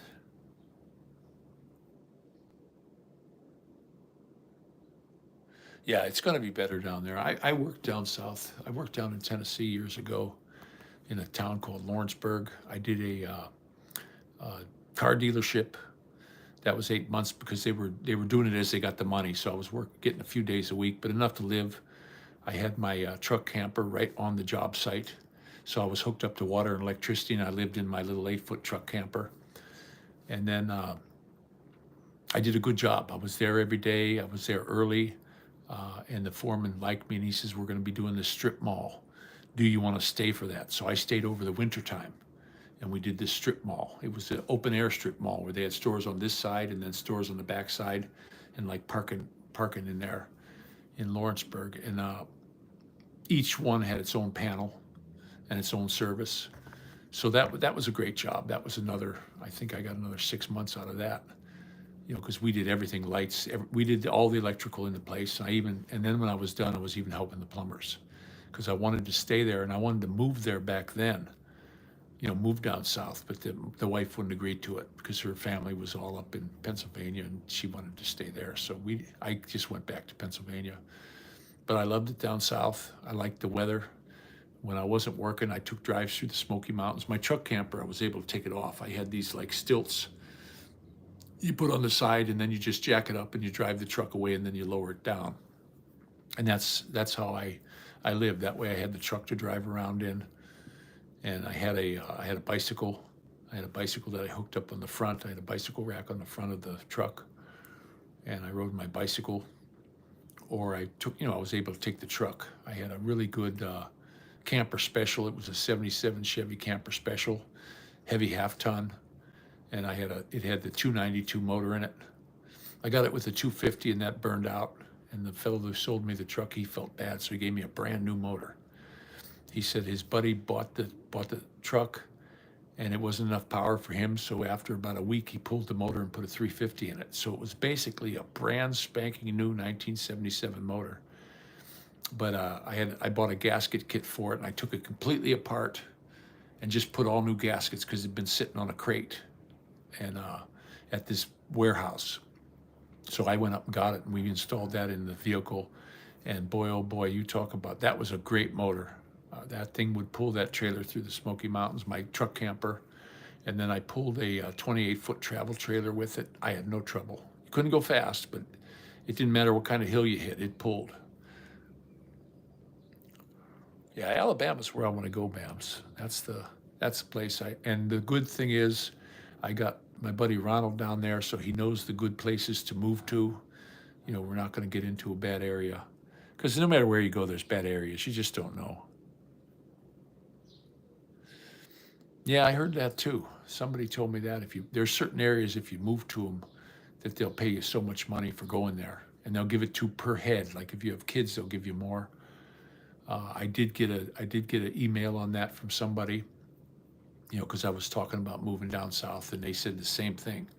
And there was another town too. I don't know if it was in Missouri or somewhere where they said if you move there, they had houses for $1. But I'm thinking that's probably. I looked at the map, and it looked pretty run down. They're trying to revitalize it, urban revitalization. I'm like, nah, I don't want to put my kids into that. I want to keep these kids.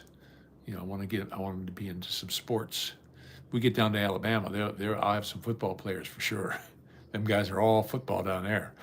So that'll be good. Love the Smokies. Man, I'm telling you what, when I was down in Tennessee and taking them rides through the Smokies, to me, it was just a way to air out my head and just drive the truck. I had that truck. It was the way it was geared. It was geared for holding that camper, so I could just put it in second gear, and when I would be going down the big hills, I didn't have to ride the brake. Plus, it had them big 4.5-inch brakes in the back. Those brake drums stuck way out from the wheel, and I had these big 16.5-inch Durango truck tires on it. The front tires were regular car tires, 235/15, which gave the front end a real nice ride, but the back was super heavy duty because I'm hauling a truck camper around. And we went up out of camp, and the guy said, "You're never going to make it." I put a positive rear end on it. A buddy of mine had a Suburban with a Detroit lock-in rear axle, and he was junking it. Because every time we went over these railroad tracks where he lived, it would break the windshield. And he just said it was flexing too much. He said, I'm just going to get rid of it. So there was a tripod there, and it had this big heavy-duty rear end. I said, "Can I have your rear end?" And he goes, "Yeah, come and get it." So my brother Mark was there, and we pulled that big Detroit lock-in rear end off. And of course, it didn't fit on my truck. We got it on there. We had to go to the parts store, and we had to get a different yoke to get the back end to fit.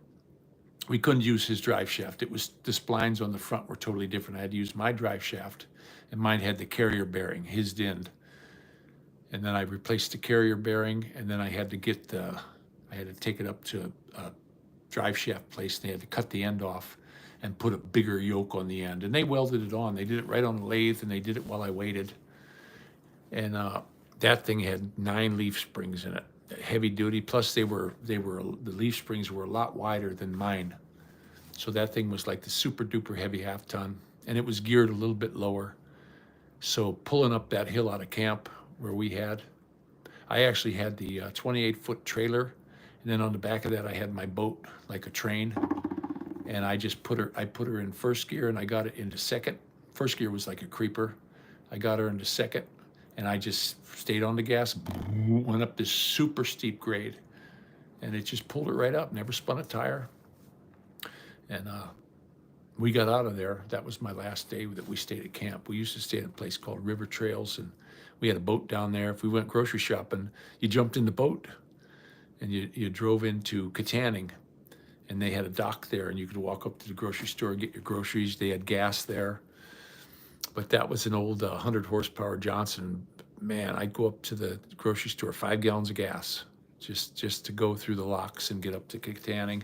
And coming back, we're going up against the river, so it would I'd use a whole tank, and then I would have to hook up the next tank while I was in the lock before it completely ran out. So it liked the gas, but I could pull a couple water skiers. I could pull 2 water skiers with it.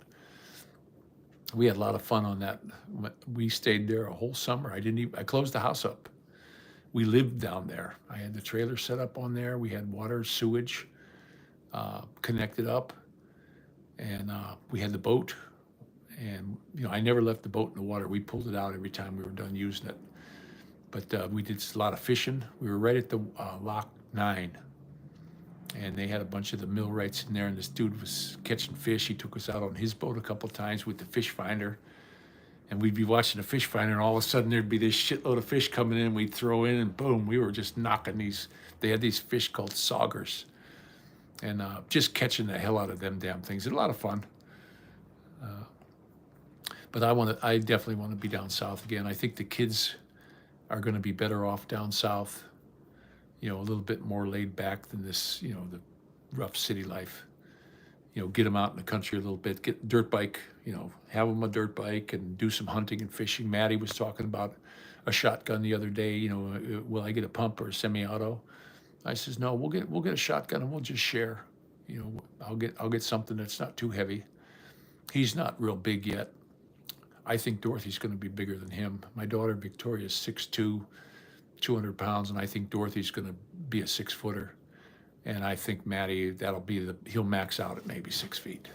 I don't think he's going to get a lot taller than that. Moomoo's going to be taller than him, I think, because Moomoo's just got a really good build to him. He comes out, he gets his bath in the mornings, and he comes out to put his clothes on, and you just look at his body. He's strong. I mean, he's just already got muscles, and Maddie's still kind of a skinny kid, but he's getting a real good core. He loves to ride his bike outside, and he's like me, when he's on his bike, he never can just ride his bike leisurely. He's got to give it everything he's got. And I remember when I was a kid, that was me. That's exactly how I did it. If I was on a bike, I was going as fast as I could. And it's funny, I'm watching these kids being older and watching them grow, and it's a blast, guys. It's a lot better than when I was younger and had kids. This is a much better time for me. I think a lot of guys should wait a lot longer before they have children. Give ourselves time to mature. You know what I mean? Because when I was young, I wasn't very mature when it came to raising children. It was too early, because I'm seeing that now. Now that I got kids and the way I'm treating them, it's better this way. You don't got to wail on them. You don't got to holler at them. You don't got to do any of that stuff. You just sit and talk to them, and they listen. They're receptive to that. So,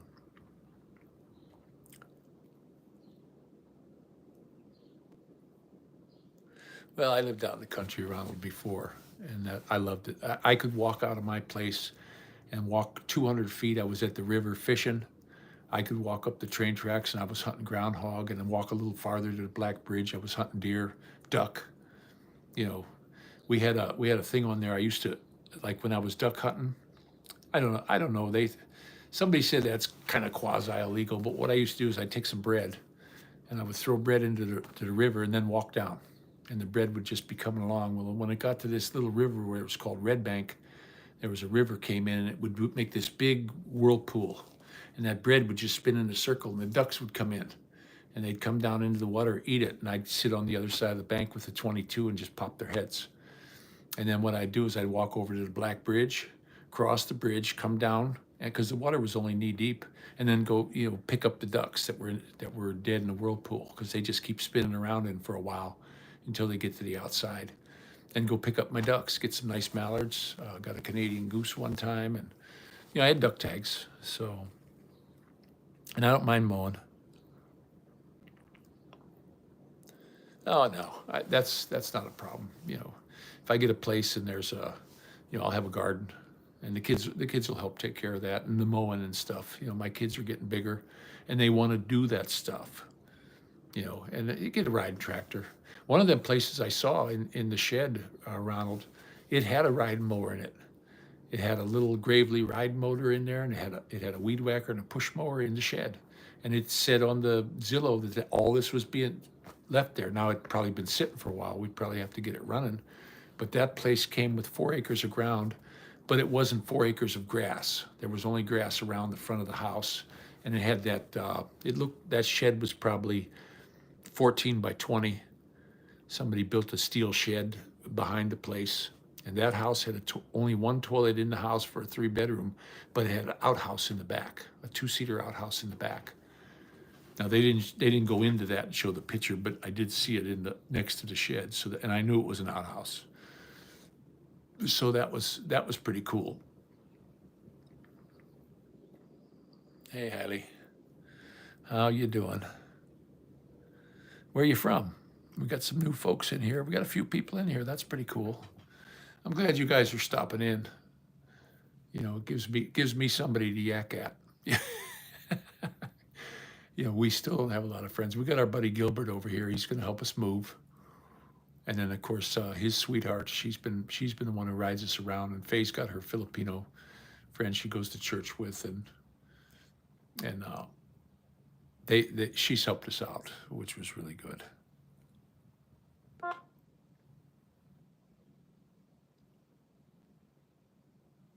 Yeah, I had, something. I had an organic garden when I was in Pennsylvania, a couple acres, and we had more food than we could ever eat. I was canning all the time, and plus I was deer hunting, and down there I'll hunt.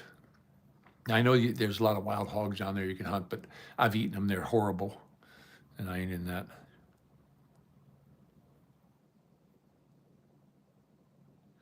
I ain't worried about that, Ronald. That stuff, you take it as it comes. That was like my buddy in the middle of winter. We were out at his place, and I was staying with him for a while because I had a little heart problem. And I came back from the Philippines here, and right in the dead of winter, with feet of snow on, his water pump went, and his well was 180 feet deep, and we had to go pull that out.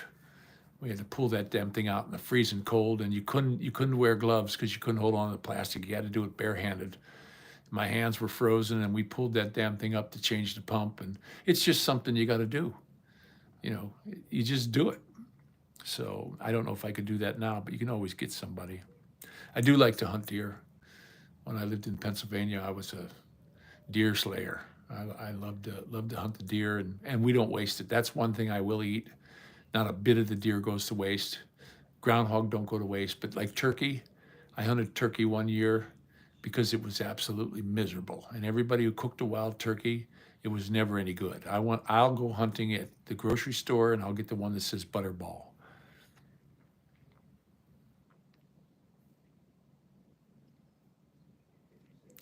Yeah, I always keep a deep freezer, even if it's a little 5 cubic foot. I got one here.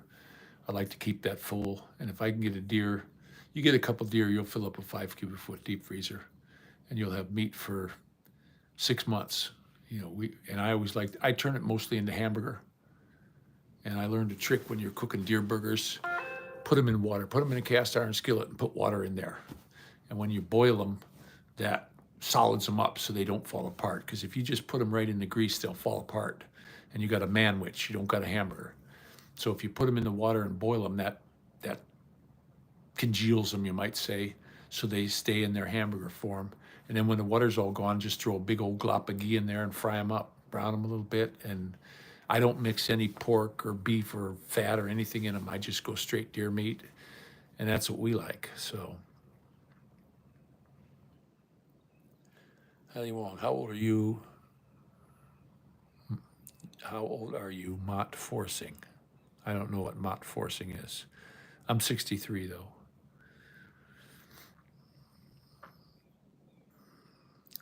But yeah, I'd like to have at least a acre of garden. When I had my garden in Pennsylvania, it was all organic. I had a buddy from a horse farm, and he gave me all the horse manure I wanted. I had a really good rototiller. Man, this thing was it was a 3-speed, and it had a reverse. It had a big old 8 horsepower Tecumseh on it, and this thing would just keep turning. I don't care. You run over barbed wire, it just cut that wire up. It was a big, heavy-duty one, and I'd till that all down, and then in the fall I would plant rye grain because it throws roots, can go 30 feet deep and bring up all these minerals from the soil. And then in the spring, you just till that in. And I was getting the horse manure, the burnt stuff off the bottom, truckloads of the stuff, and throwing it in there. And then, like for my asparagus, I had pig. You know, we take that out and put it out on some concrete, dry it really good, and then shovel that up so it wouldn't get too stinky, and put it under the ground a little bit. And that makes your asparagus grow like mad. I had tons of it. All the asparagus we could eat. I was even canning it.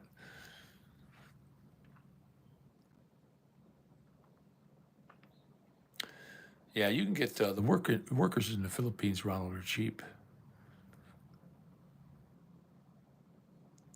Yeah, we could put in some apple trees and stuff. I won't probably see them produce fruit, but I did have a cherry tree when I lived in Pennsylvania. I bought this cherry tree, and this thing started producing cherries in about 3 or 4 years. It got real big and beautiful. I dug the hole real deep, and I put peat down in the bottom so that the roots could get a chance to grow. And my buddy just stuck his in the ground, and mine got big. But when I left, the old lady cut it down. You know, it was my tree, and she cut it down. So we would stand on my front porch and pick cherries off and eat them in the morning. And it was like, what the hell would you cut a tree like that down for? And when I left, she cut it down. You know, just spite, I guess. But I'd like to have some cherry trees and some peach trees and stuff like that. And I learned how to take care of I used to live behind a tree guy, and we had this big old peach tree, and it just wasn't putting peaches out. It was putting little green peaches this big out. He says, well, what you got to do is you got to go halfway up the tree, and you just got to cut it straight across. And I said, okay. So I climbed up in the tree, and I got a lot of it with just my little hedge trimmer, the small stuff. And when we got to the big ones, I just took a chainsaw, and he says, don't worry about it, just hack it. And when I climbed out of that tree and I looked at it, it was bushed up like this, and then just like a flat top haircut. And I thought, this is going to kill this tree. The next year, it grew back up to regular tree shape, and I had these big monstrous peaches. We couldn't give them away. We had so damn many, they were rotting in the bags. We couldn't give them away. That tree was falling over with them, and that guy knew his stuff. And then the other thing we had, it wasn't on my land, but there was an old apple grove on this old farm. The house had fallen down, and the apple trees were falling over. And you could see somebody had repaired them at time because they had the black stuff in the cracks, and they had wood holding them up. And he said, beat those with a chain, and you'll have apples on them next year. And so we did. We went up there. My son and I went up there with a chain, and we beat the hell out of the bark.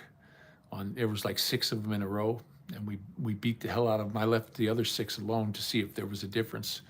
And damn, if we didn't get some nice, not big ones, but we got apples about so big, and they were the real tart tasting ones. And we were going up there, but the deer got them. The deer went up there, and they took most of those apples, what they could reach. They'll get up on their hind leg, and they'll reach up as hard as they can, or they'll start knocking on the branches and knock them apples down. I've seen them.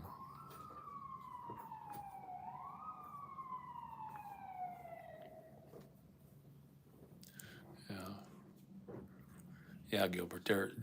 Having nice trees like that is nice. Yeah, there's a lot of different tricks you can do with the trees that make them grow. That's how I learned when I got that big pumpkin, when I grew that 380-pound pumpkin. My brother came out, and he said, pick all the blossoms off except the end one. And he says, you'll get a big pumpkin. He's the one who gave me the seeds for it. And he grew like a 500-pound pumpkin one year. You couldn't even move this thing. And I had this big 300-some-pound pumpkin. It was a monster. Couldn't get it out of the yard. You had to just sort of roll it. But and this, you can do the same thing with your cucumbers and all that. You can get a lot bigger cucumbers if you want them. I kind of like the small ones, but I had beans. I had all kinds of stuff in that garden. And what was nice about it is I had a lot of old timer neighbors that couldn't get out. They were getting people doing their shopping, and I'd go visit them with a bag full of stuff out of the garden because we couldn't eat it all. I'd bring them a couple of ears of corn. I'd bring them some cucumbers, tomatoes, beans. Just put it in one of them paper sacks and head over their house and say, hey, I got something for you. Just sit over there, have a coffee with them. And that was part of my day. I really enjoyed that because them old timers that lived in that town where I lived, I was on the edge of town.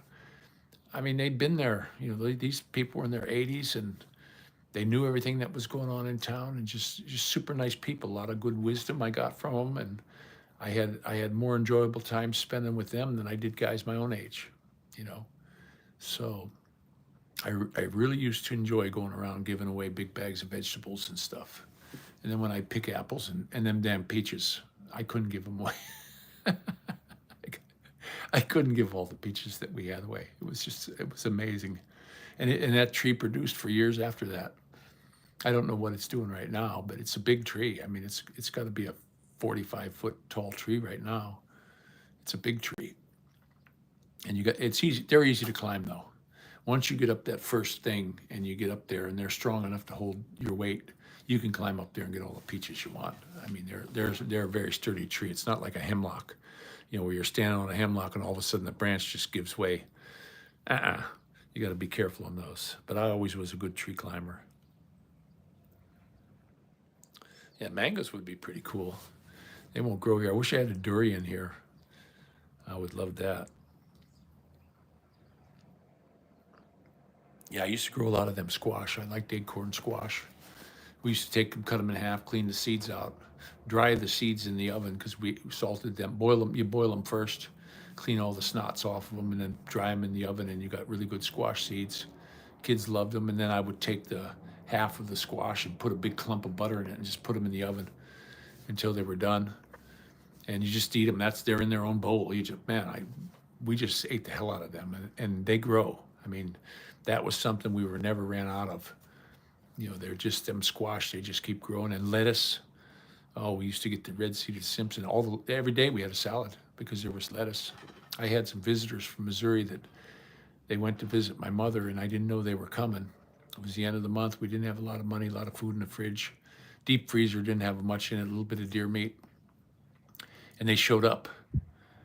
And I thought, oh, shit, what am I going to do? I got to feed these people. And I just went out to the garden. I had okra back then. The okra up north doesn't grow big like down south, but I had okra, I had asparagus. I made a big salad, because I always had cans of olives and stuff to mix in it, and artichokes and stuff like that. And then I cooked up some, I had a couple deer roasts. I cooked those up, stuffed them full of garlic and cooked those up. And we ate like kings that day, just digging around in the garden. And we had squash. And then for dessert, we had a watermelon because I had watermelons growing in there. And they didn't get big, they got that big, but I had the yellow watermelons. I brought the seeds from down south when I was in Tennessee. They had them yellow watermelons. And they only get about so big, like a bowling ball. But they're yellow inside and they're delicious. So I had 2 of those in the refrigerator, so we chopped that up for dessert. And we ate like kings that day. And we had plenty of beans. And, those guys from Missouri, they love their beans. And then I rolled up, I made bean rondelettes. You take one of them big long string beans and you wrap it up in lettuce and cabbage, and then you fry it in bacon grease. And it'll hold its shape. You put a little string around it and you fry it up in the bacon grease, cut the string off, put it on a plate. And boy, that was good. That's real good eats. So we had that. I mean, we had all kinds. I made a hell of a feast.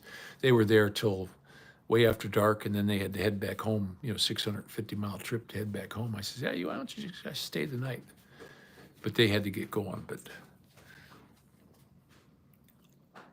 Yeah, okra. Yeah, that's one thing I like. My kids call it rhino boogers because they're all gooey inside.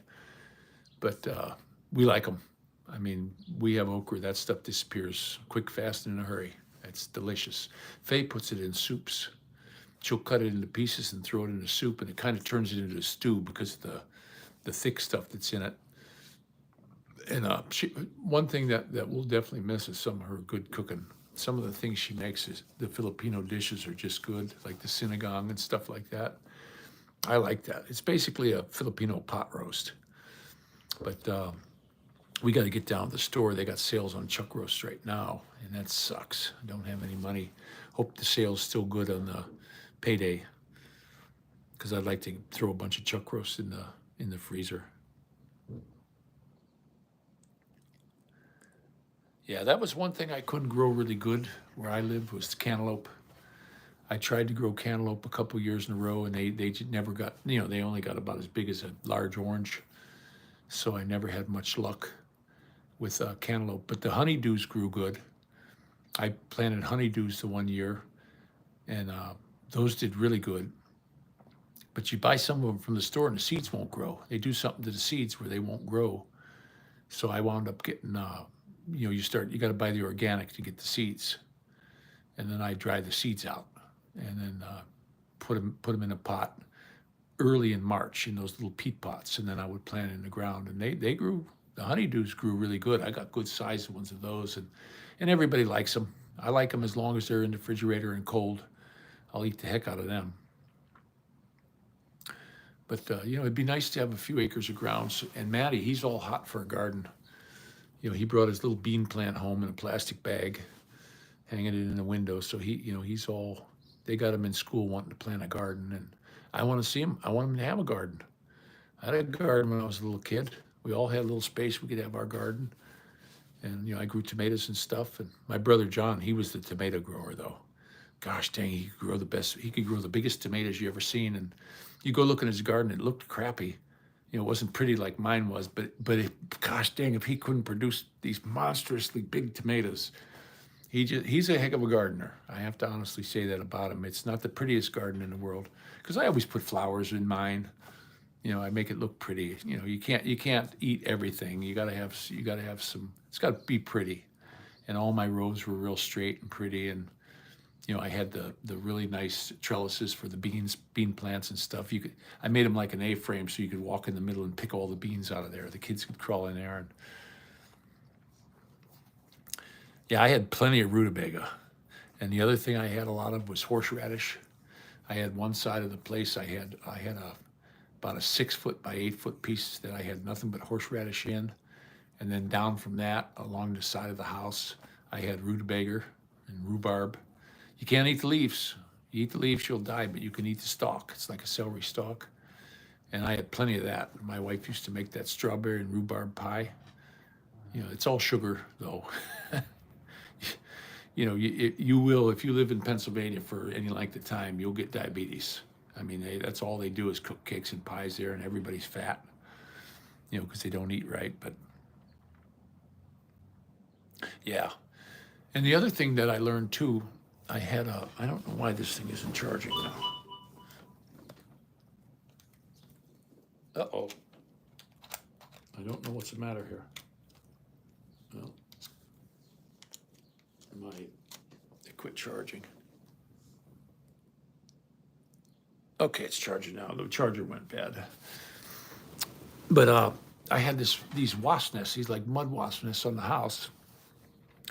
And I was putting pie tins out with beer in it to get the slugs, because I had a bad problem with slugs on my broccoli and stuff, really bad.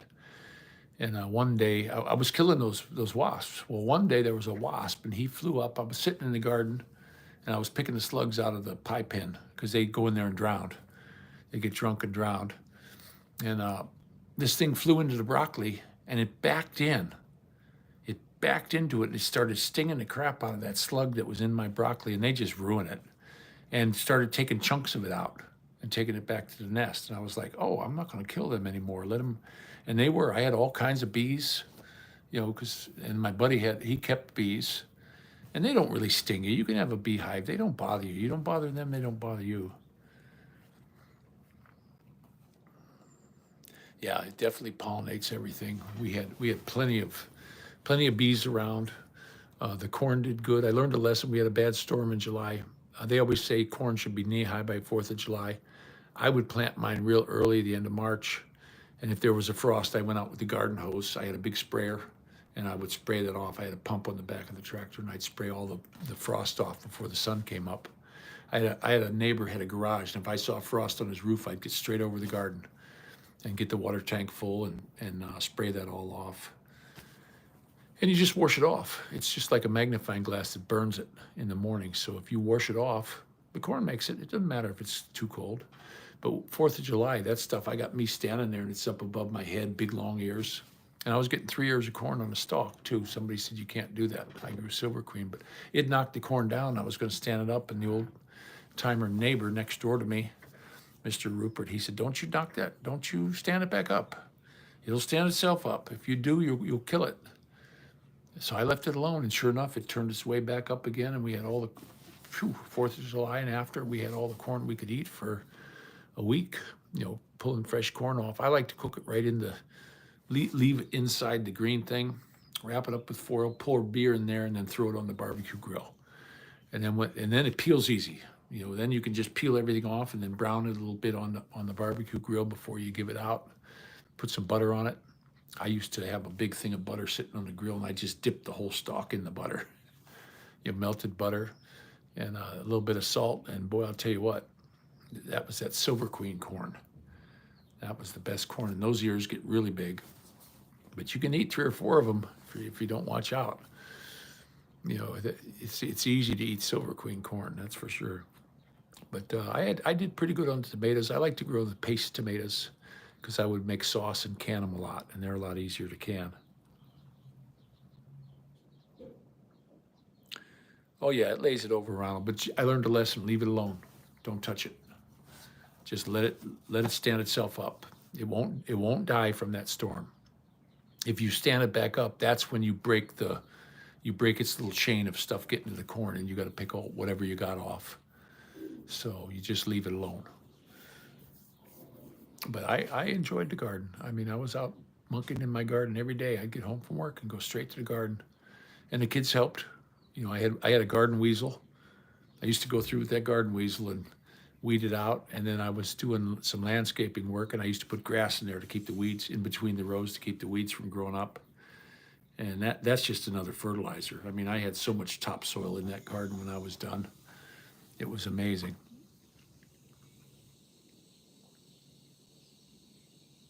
They won't sting you, Babs.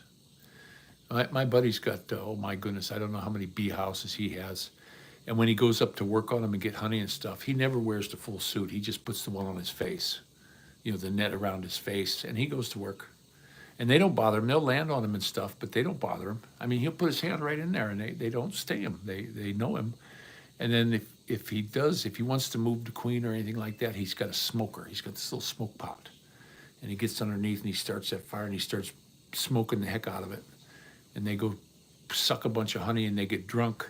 And then he can reach in there and get the queen and move it to another hive if he wants. And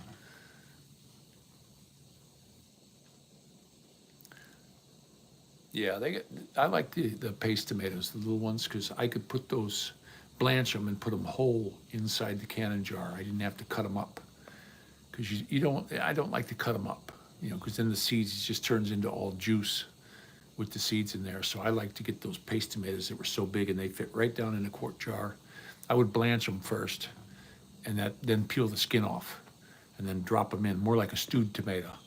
And then I'd cold pack them for an hour and a half, because you got to be careful with tomatoes. You can get that botulism. So you got to make sure you do at least an hour and a half in the boiling water, and make sure that lid goes tink.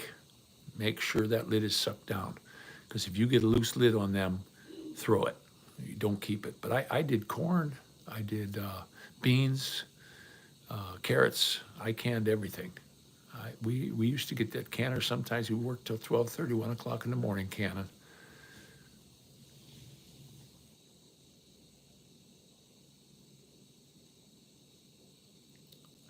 A pheromone, yeah. Yeah, the bees never really bothered me much. I used to go to my buddies, and then once he was going up there and not getting stung, okay, I'll go help you out. And I used to buy all my honey from him. He knew all the different honeys. He's a beekeeper, and you get clover honey certain times of the year, you get poplar honey other times, and there's certain ones that are better than others. And he started selling honey, and I'm telling you what, I bought his honey from him. It was a little bit pricey, but he had nice labels on his jars, and we use honey. We don't use syrup on our pancakes. We buy honey. That's what the kids. I want to put something natural on there. I don't want them having, high fructose corn syrup. That was like they gave me at the hospital. They gave me that Ensure, and they said, "Oh, you need to take this. It'll help you gain weight." Well, it's the first ingredient on there was high fructose corn syrup, so I'm not taking it. And they gave me a couple cases of this stuff. Yeah, that's nice. That's a guy I want to go see. Before my buddy was doing beehives, I had a German buddy that I worked with. He kept beehives right in town. His neighbors all hated his guts, but nobody ever got stung. I even was talking over the back fence to the neighbor. I said, "Yeah, but he's got these bees right here. Did you ever get stung?" He goes, "Well, no, but it could happen. They could swarm." Well, worry about that when it happens. They're not gonna swarm, and they go up. They'll go up into the trees when they want to make another hive. But he knew how to move the queen around and start new hives. I don't know. That guy had about 20 bee boxes in his backyard, big backyard. My old boss, he had about 20 bee boxes. He built them himself. I remember going down into his wood shop and him and me working on bee boxes. And boy, the honey we got out of there. And I liked the honeycomb. I like to just chomp on that. He'd bring that to work, and I'd pull out a big piece of that out of there and just chomp on that thing all day. It's like a gum. It's really good. And then he collected pollen. That pollen's really good. They got pollen traps that they're going in the hive, and he would collect that off of there. The German fella did too, this Johann guy I knew. And pollen's good for you. That stuff is real good for you when you eat it. Keep you from getting allergies and stuff like that. Yeah, Ronald, I'll definitely be visiting that guy because we want to buy. I don't want honey that's this fake stuff. You go in the store and you don't know if you're getting good stuff or not. You got to test it. And we found a honey over here that's real honey, and we buy that one certain brand all the time, and we keep it in the house because we like we eat pancakes and waffles and stuff. Oh yeah, you got to stay away from the hornets. I was working down at the church cutting the hedges one time, and that was my job. I mowed the lawn and trimmed the hedges. And this preacher he was the wife's father, and he was a preacher at some big mega church in Arizona. And he started cutting the thing, and he left this small spot. And he come over to me, he says, "Here, you can finish this out." And he's being real funny. Well, I was a head taller than this guy, so I didn't see the bald-faced hornet's nest. And I cut it right in half with this hedge saw, my hedge saw. And I dropped the saw. Good thing I dropped the saw because it didn't stall out. It stayed running, and they attacked that while I was running across the field. But I had one in my mustache that was stinging me here. And that's those white ones, what they call a bald-faced hornet. And that sting hurts, and they attack. And I was a good 100 yards away, and they were still coming after me. And my buddy Tim and I, we ran like hell. But that guy knew that was there. He's seen it. Because when you got your head down at his height, you could see it. So that prick did that on purpose. And then we were flying the Frisbee, and it hit in his car door and put a dent in his big Lincoln fancy schmancy car. And he got all pissed off. "It's going to cost $100 to fix." He was all gold bling all over the place. He was one of them mega church preachers that was all about the money. I think he had his own helicopter and all kinds of shit like that. He was not a good guy. Not a good guy at all. But we wound up getting that nest out of there.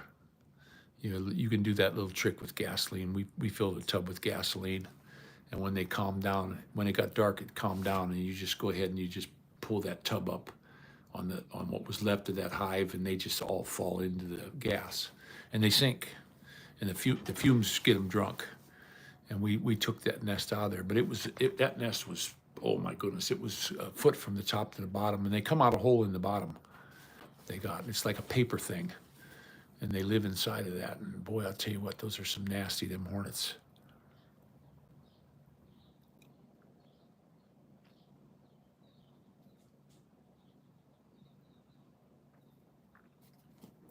Yeah, there's all different kinds of honey you can get. It depends on the time of the year. I was always fond of the poplar honey, because in Pennsylvania they got a lot of poplar trees, and those bees really go to that. I don't know what a poplar tree produces, but they get stuff off of it that makes poplar honey, and it's a different color, and my favorite honey.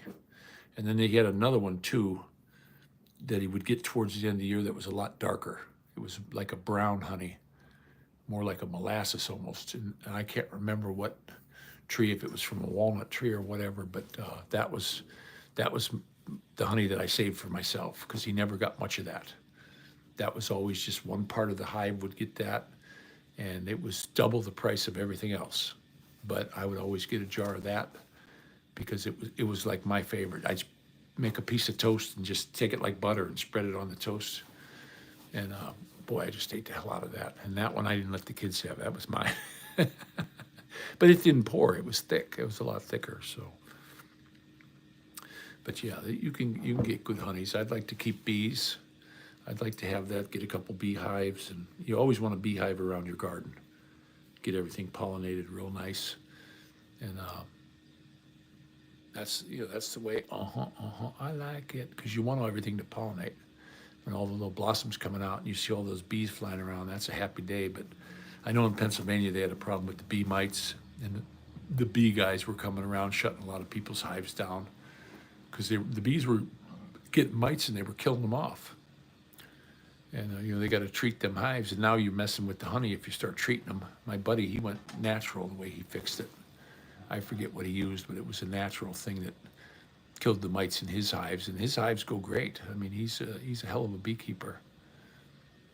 He's got a nice farm. I think he's got 55 acres out there in Pennsylvania, and we used to have barbecues out there and stuff. He had a nice piece of ground, nice house he built it himself.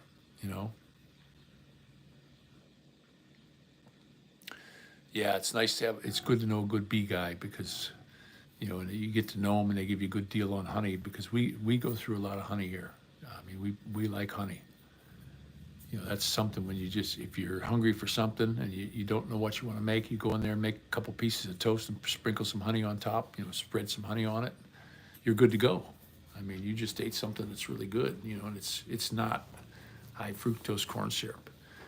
I don't want no part of that. So, well, my phone's charging. Still got 80 of you guys here. Yeah, we definitely want to get down there. We just got to get a car first, and I'm going to have a trailer for the bike. But I'm seeing trailers for motorcycle trailers for like 600 on Facebook Marketplace. I saw that one. It's $600. It's called a trailer in a bag. It's brand new.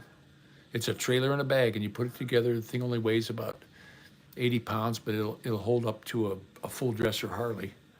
And it's a small trailer. It only holds one bike, and that's all I need. And it's got the good thing to tie down the straps. Everything comes with it. You take it out of this bag, and you unfold it. It said the heaviest piece in it was 30 pounds, and that's the big center piece.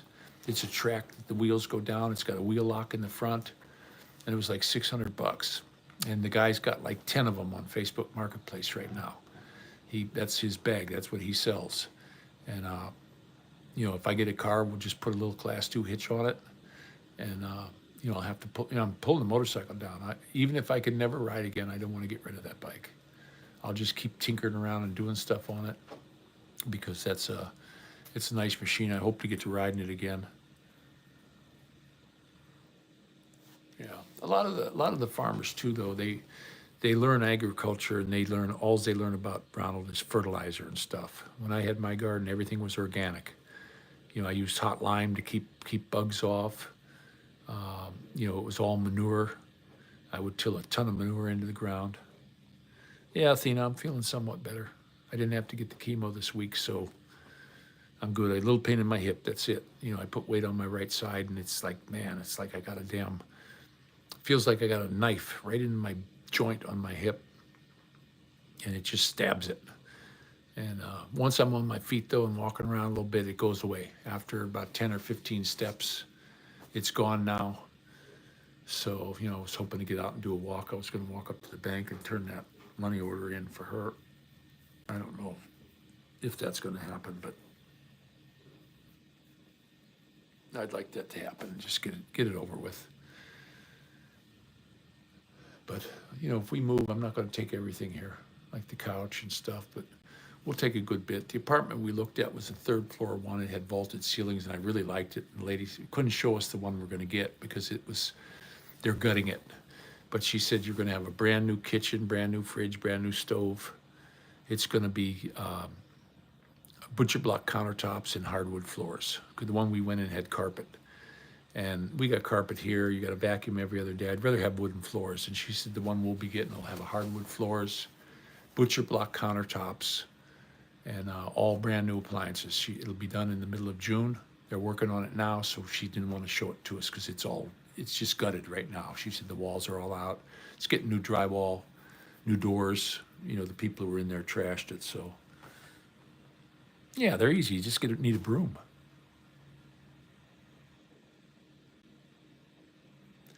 Yeah, Athena, that's what's going to happen now. So that's okay. You know, this is not the home country. You know, I understand it because I was out of this country and I'm so happy I'm back. You know, and I understand it. I 100% understand where she's coming from.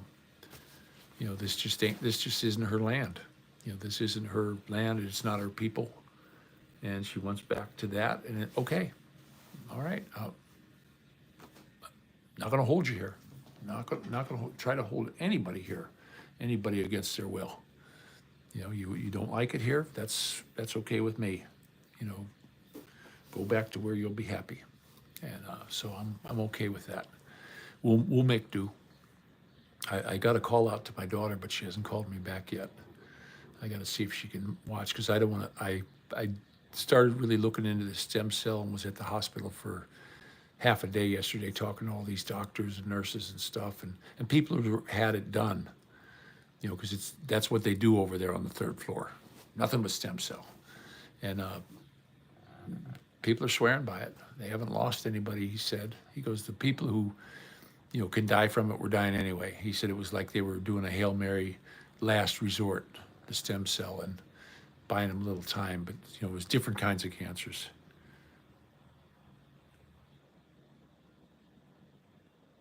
Yes, I know. I can get somebody to help. I can definitely get somebody to help, and we will.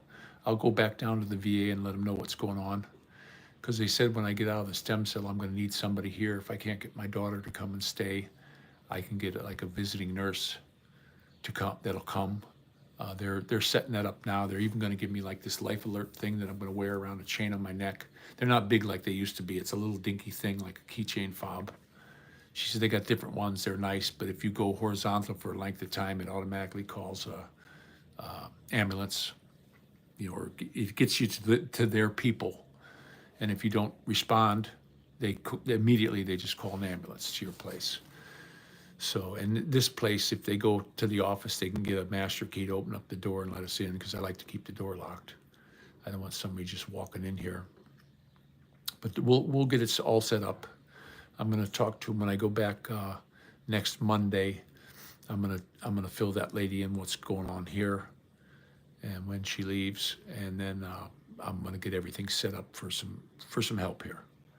And there's funds. I got a lawyer going to see if I can get my rating, my percentage up at the VA, because part of that fire foam stuff that we did, they said that it's you know, that's what causes multiple myeloma. It's right on the list of the cancers you get. So, you know, if we can prove to them that it comes from that, and the lawyer says we can do it. He says we do it all the time. This is what we do. It's going to cost me $1,000, and if I pay them over time, it's $1,500. Because, you know, give them $1,000 right now. That's rough, especially with the move. I got to move in June. I got to finish paying half the rent here because I got half the deposits on already. We'll use that up, and then I got to pay half the rent, $500 something, $560, and then I have to have the $950 for the new place, and I don't know if they want 2 months. They haven't said yet.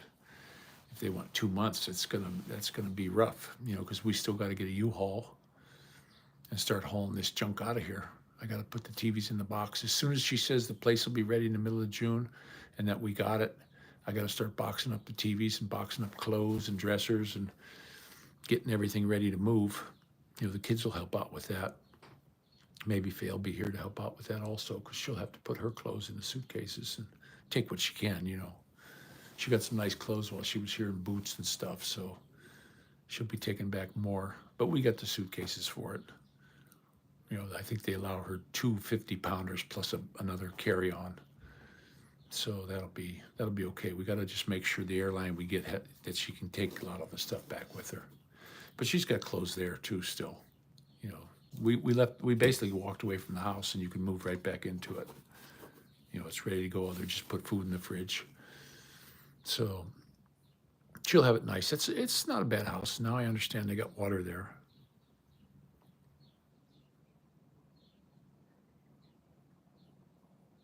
Oh yeah, the stem cells. Cool, Athena. That's really good.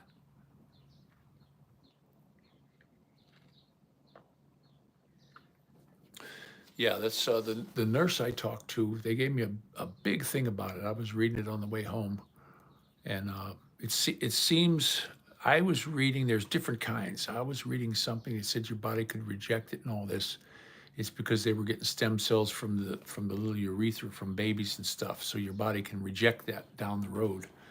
But what they were explaining to me, this is a different kind because they're using my own stem cells. The only dangerous part is they're going to whack my immune system. They're going to shut my immune system off. They're going to take these cells out. They're going to give me medicine to build them up, the white blood cells. They're going to stem cells. They're going to take them, freeze them for a week.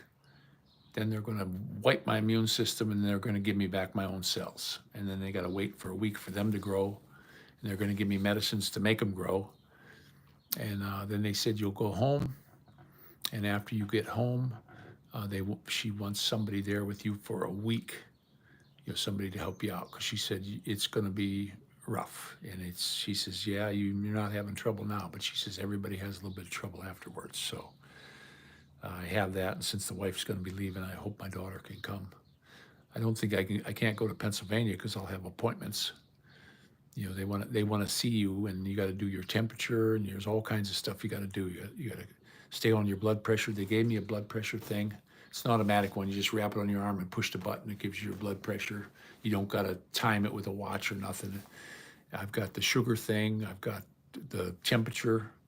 They said that's the big thing you got to watch out for is a high temperature. If it goes to 101, head to the emergency room.